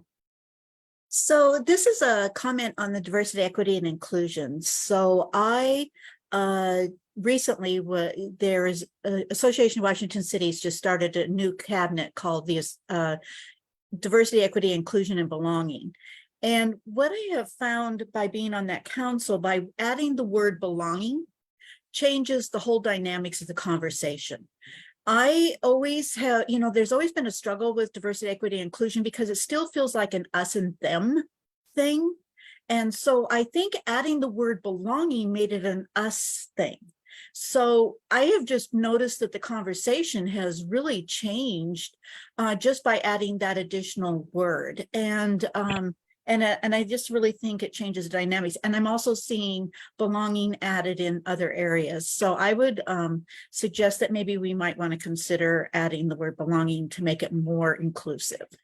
It's really helpful. Thank you. Thank you, Debbie. Robin, and then Clark. So I think I know the answer to this, but we're working on our trail feasibility study, the South County Trail Feasibility Study.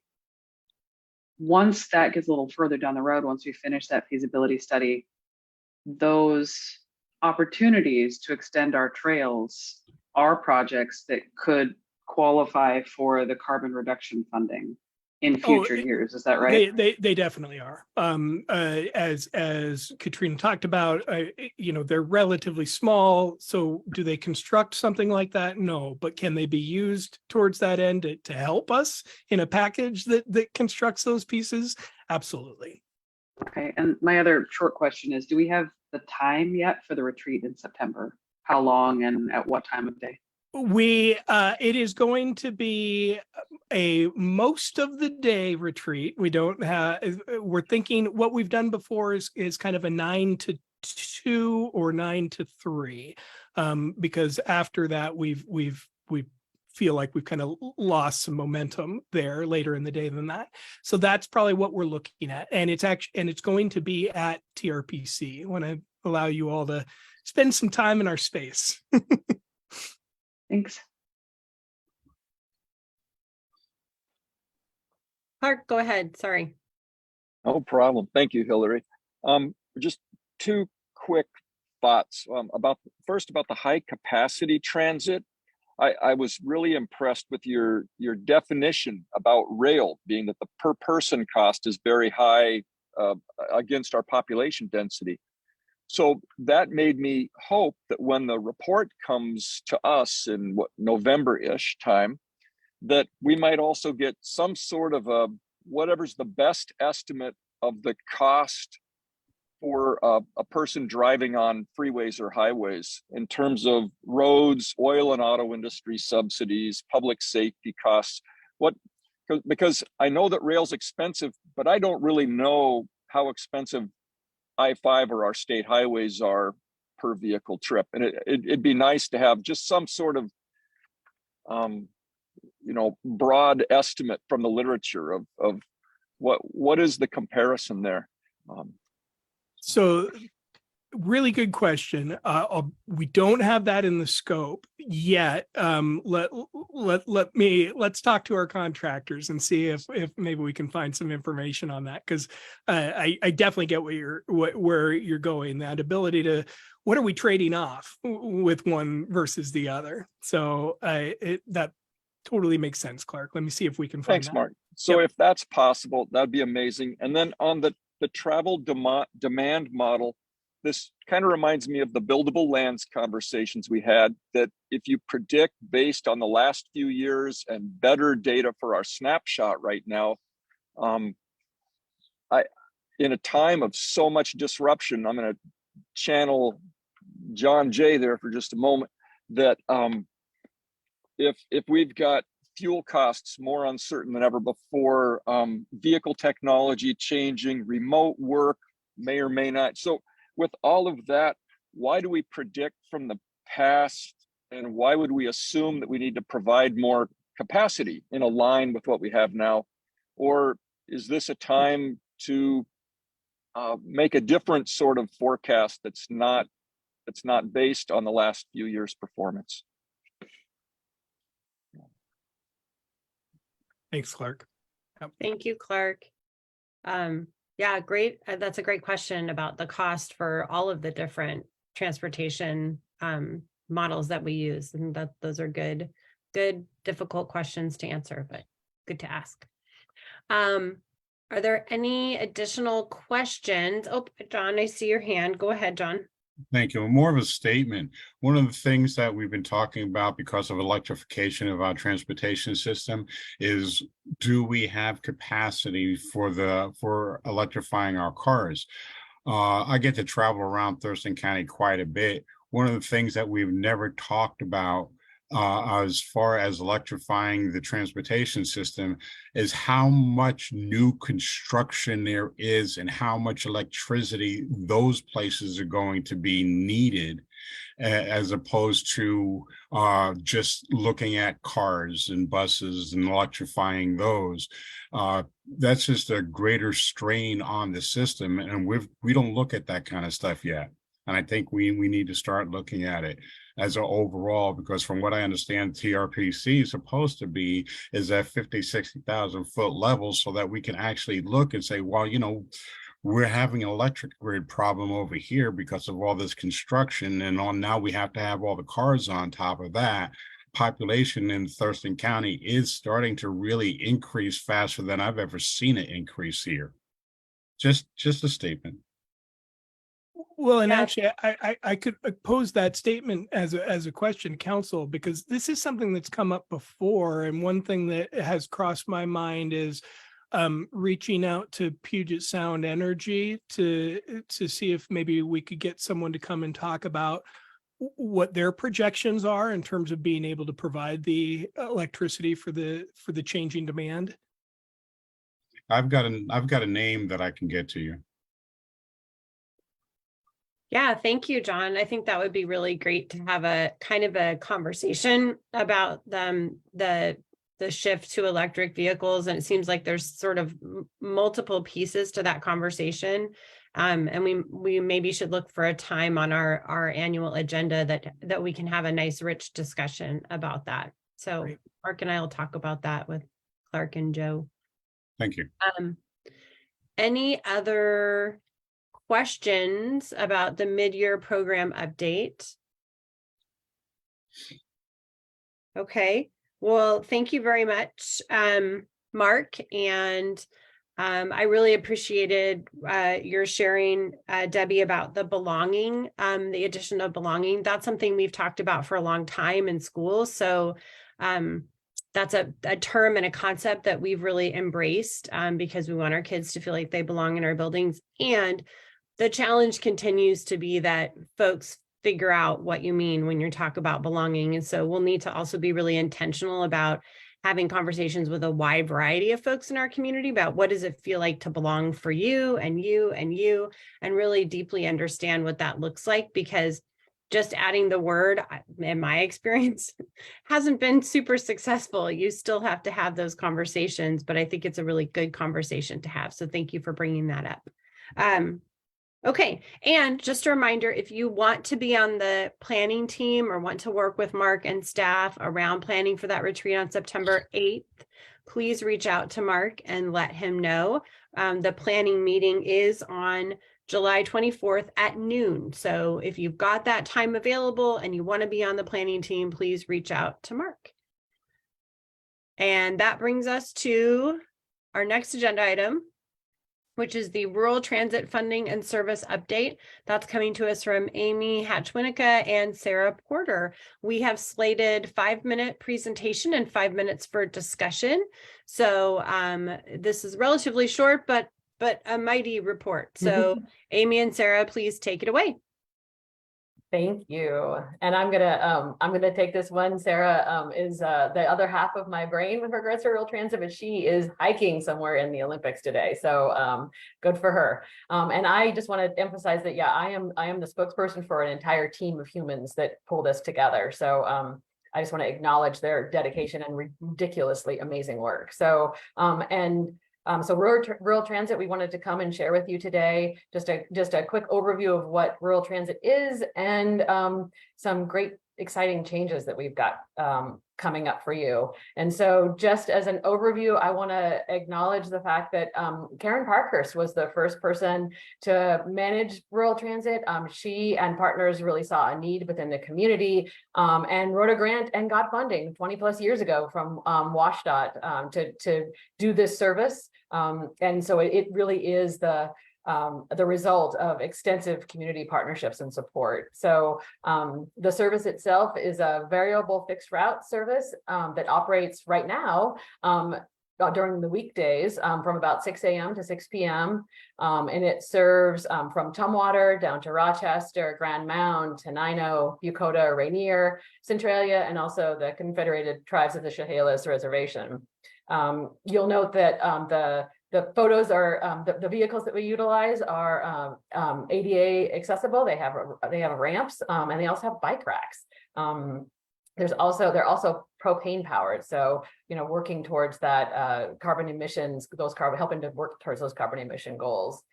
Another service that rural transit offers is a route deviation. So this means that if you are within 3/4 of a mile of the existing route, you can call up and ask to be picked up. Now, the intention for this service is for those with special needs so that they can utilize the service and be able to get to the places they need to go. And then just one more element, Rural Transit also partners with nonprofits, the Boys and Girls Club, Roof, and Together. And they provide after school and summer programs, and we're able to use the transportation dollars provided for rural transit to access those programs. We just completed a request for proposals process, and we got 2 proposals from that solicitation, and we had a broad committee that helped us with that, including some of the community members and representatives from WashDOT and Intercity Transit. So thank you to those partners for helping. That was integral to having their expertise on board. So thank you for that. And we ended up selecting the current service provider around the Sound.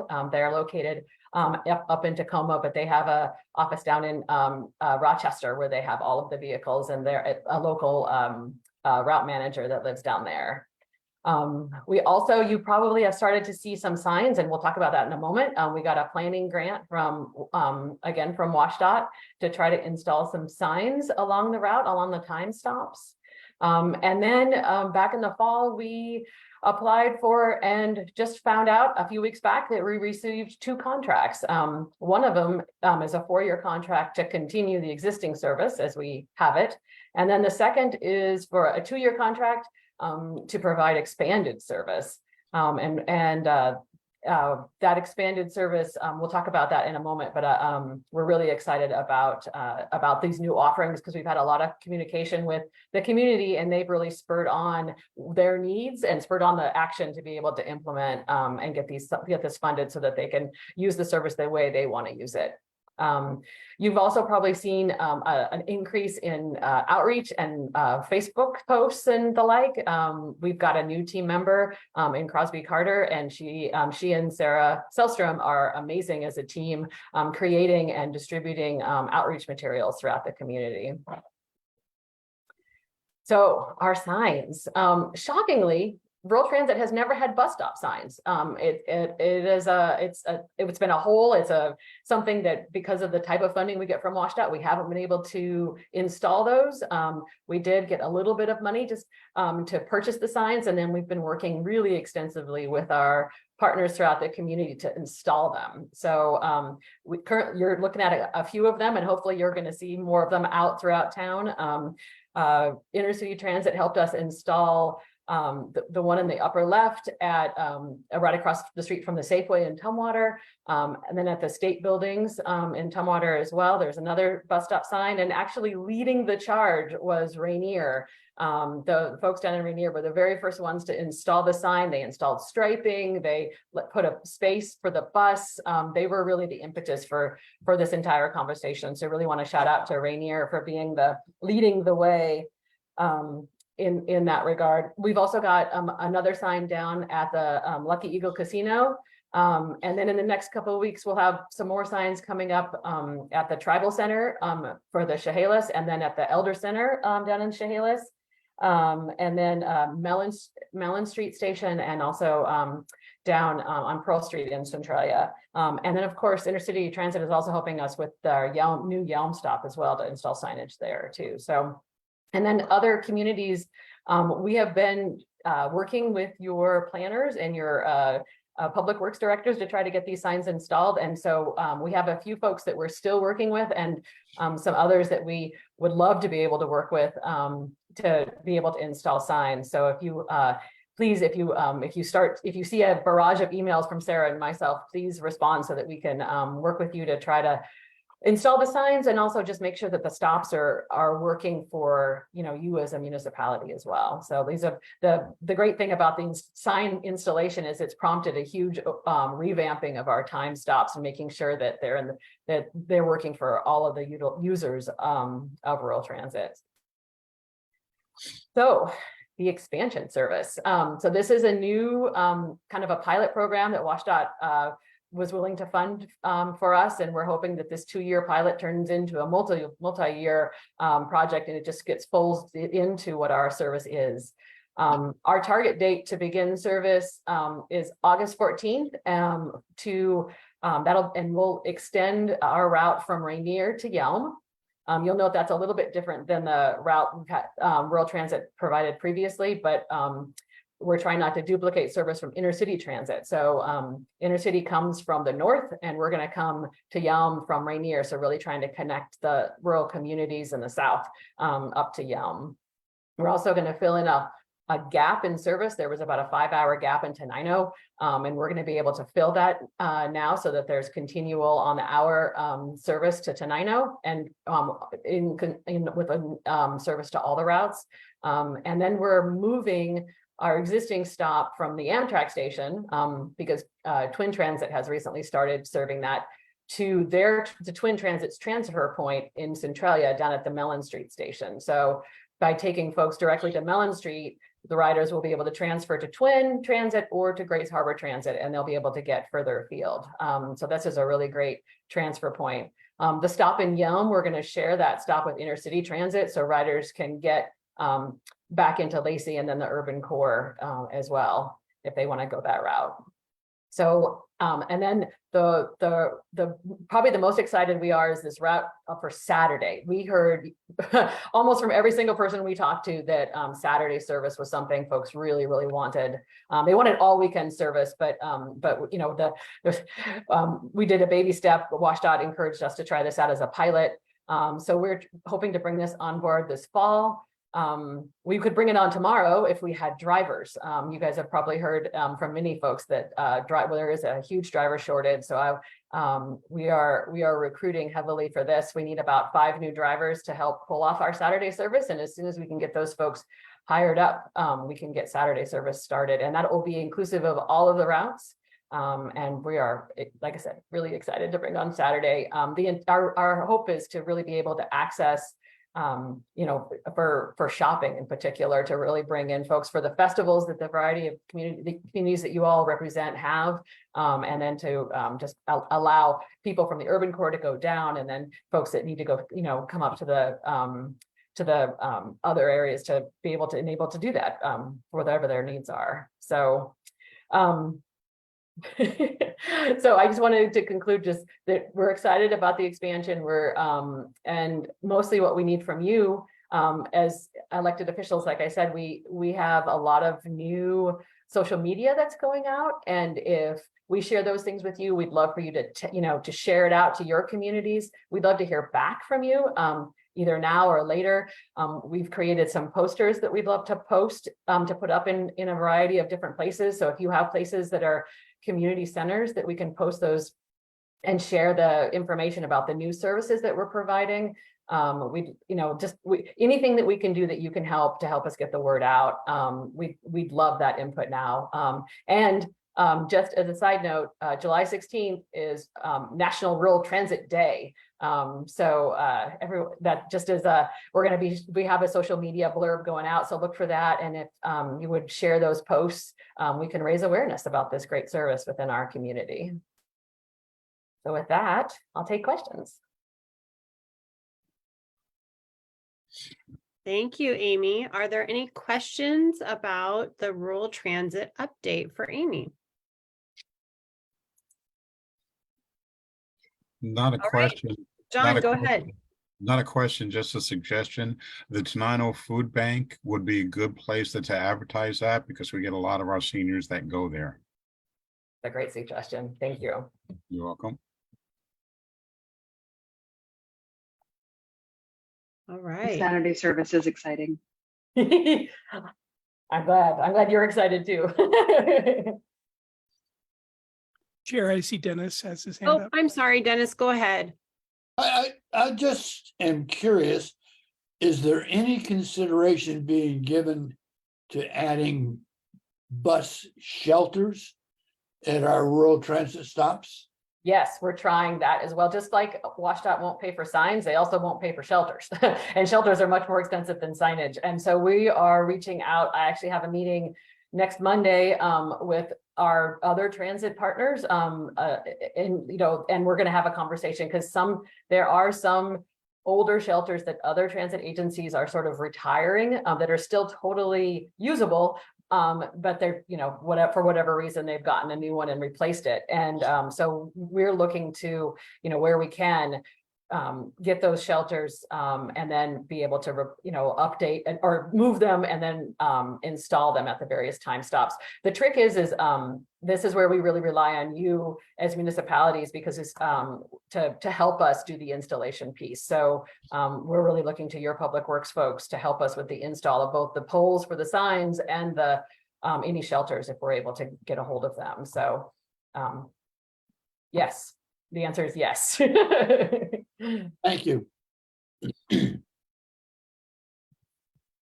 Good question. Any other questions for Amy about the rural transit update? All right. Well, thank you very much, Amy and team. And Hiking Sarah. Yes. Thank you for the update, and that sounds like some really exciting plans for expansion. And we'll let's all go out and ride the bus to Tenino and visit John. Especially this weekend. This weekend, especially. Okay, well, hold that thought, because we have member sharing coming up, John. Okay, so that brings us to the executive director's report. So we're going to hand off to Mark for a little bit for the executive director's report. All right, just a few things. Most importantly, just another reminder, we do not meet in August. So there is no August council meeting. Our next meeting will be the September 8th retreat. Also, just a heads up that we are working on a kind of a brief update of the Thurston County bike map. We are pretty well along on that. We've got drafts that we're reviewing now. We're expected to print out about 10,000 printed copies of that. Obviously, we'll be updating all our online versions of the bike map as well. And we expect to do a public release of this update either in late August or in September. So be looking for an update of the bike map. And then one just point of interest, the FAA this week approved the first flying vehicle for sale and purchase in the U.S. $300,000. It's called a Model A by Aleph Aeronautics. It can carry 1 or 2 people. It's fully electric, has a range of about 200 driving range of about 200 miles and a flight range of 110 miles. So we've been talking about I only bring that up because we've been talking about these things for a while, and finally we've got someone who's brought one to market and has FAA approval. So that's a fairly significant milestone in all of this. So that's what I've got. Thanks, Chair. Can I add on to that, please?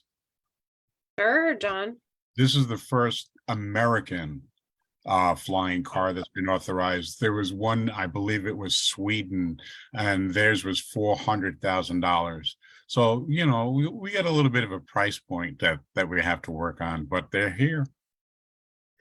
I mean, the traffic modeling is going to be really dicey if you can just like kick it into F gear and fly over the traffic. So stay tuned on that one. Thank you very much, Mark. And also just a reminder, email Mark if you want to be part of the retreat conversation. That takes us to our report from outside committees. And I didn't see Helen was here. Is Joe, are you the backup for Helen? And do you have anything from the Puget Sound Regional Council? I am the backup, but I did not see that meeting. I'm sorry. Okay, that's fine. I apologize. I don't know what their schedule is. So it might be that we don't have anything. Did we get a written report, Mark? Not that I'm aware of, but we'll check and make sure. Okay, cool. So that takes us then to member check-in. So this is your time to share what's going on the next 2 months that you want us to know about, or something that you're really excited to bring back to your jurisdiction from all of the good discussion we had today. So Debbie, you are first in the queue. Go ahead. So one thing I want to mention, since I represent Intercity Transit in this, we are, as you know, Anne retired, and now we're doing the recruitment process for Intercity Transit. So we have 2 opportunities for community stakeholder feedback. And I think many of you will probably receive emails or invitations, but I just wanted to let you know about it. There's going to be 2 sessions. They're going to be in person, and I think there's also a Zoom option. But the first one is on July 17th, which is coming up soon from 5:30 to 7. And this is to give input on what we're looking for the community's looking for the general manager. The next session is July 20th from 2 o'clock to 3:30 p.m. So you can get hold of Intercity Transit, or even let me know and I can forward it to the appropriate people to be involved in, and also Clark, to be involved in the community stakeholders input.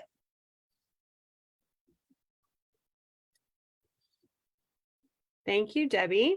Anybody else have anything they want to share out? What else is going on? Come on. Oh, okay. David, go ahead.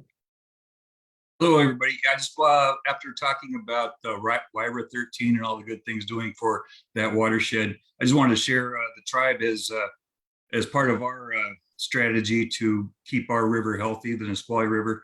We've just closed on some property up by the mountain, some forest land up there. This brings our total acreage up there to about 2,600 acres, with the intent to create a nice, healthy forest that will ultimately contribute to the nice, healthy river. Wow, that's awesome news. Thank you for sharing. Exciting. We're going to go to Carolyn next and then John. Right. Well, I just wanted to share that we had the ribbon cutting on Wednesday for the Maple Court Enhanced Shelter in Lacey. It was quite a nice event. Governor Inslee was there, had lots of good things to say about how quickly Thurston County was able to stand up this project to help move people from right-of-way encampments along I-5. We've already got our first small group of residents moved in, and we'll have a gradual move-in process over the summer. But it's been a big lift. Several people on this meeting were there, and I think can attest to the quality of the event and the absolute transformation of the days into residential living quarters that I think we can all be proud of. So lots of good stuff and progress happening there. Awesome. Congratulations.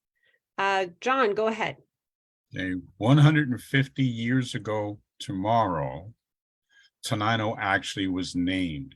To that end, tomorrow from about 10 o'clock in the morning through however long it goes, we'll have live music, vendors, all kinds of different performers. We'll have parades for children. We'll have parades for people that just want to get dressed up or just walk around. It should be a fun day. So y'all come on down south and enjoy the ride when you come down. And since we are a transportation group, as you're coming down, take a look at the roads and see what you think about South County and how we can work on that stuff too. Thank you.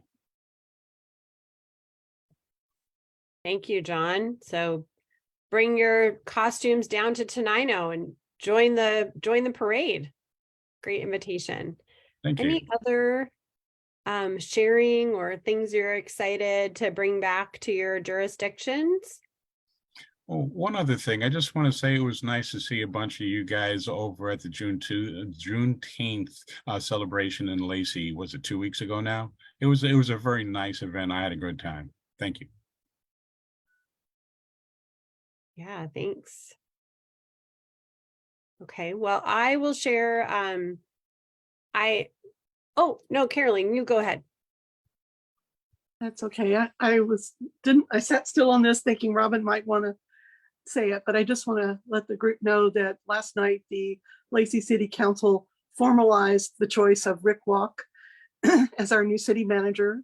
We have signed a contract and he got sworn in last night, and we're all very excited about his leadership and anxious to see where he'll take the city. Now we have to remove the word interim on all of our publications. He's final. It's exciting. Well, congratulations. I know that is finding great leadership for staff is a challenge right now. So congratulations. And it's a blessing for all of us in the community. Awesome. I will just share, I really appreciate the update of the cost of living index that we get. It's something that I try and bring attention to for the folks who I'm talking with in our school district. It helps us really understand our population shifts and where people are coming from and going to, and have a little bit deeper context. So thank you for providing that. And I enjoy being able to share that with my, my board. The other thing I just wanted to say, and maybe Mel would say this too, but you know, school is out for the summer, but most of us have summer school happening. And so I would just like to remind those of you who might be around elementary schools and see kids scampering in. Many of us are running summer school programs, especially in the first part of the summer. These are often aimed at getting kids who need a little extra support over the summer, getting them a little further or caught up. We also have credit recovery programs that are running for secondary students, students who might be falling a little behind on getting their graduation achievements completed on time. So be sure to cheer those kids on if they've decided to go to school over the summer because they love learning or they need a little extra help. And I'll just say, I think that those are a lot of the reasons that our three major school districts in this county have such extraordinarily high graduation rates. We really do wrap our arms around kids. And so if kids in your life have decided to go to school this summer, give them a high five for investing in their education, and just drive a little slower. In our district, it's Garfield and Roosevelt Elementary have site-based summer school programs. So drive a little slower in the morning if you're over in that area. Remember, we still have walkers and bikers who are coming in. So anything else folks would like to share? All right, well, we'll see you guys in September.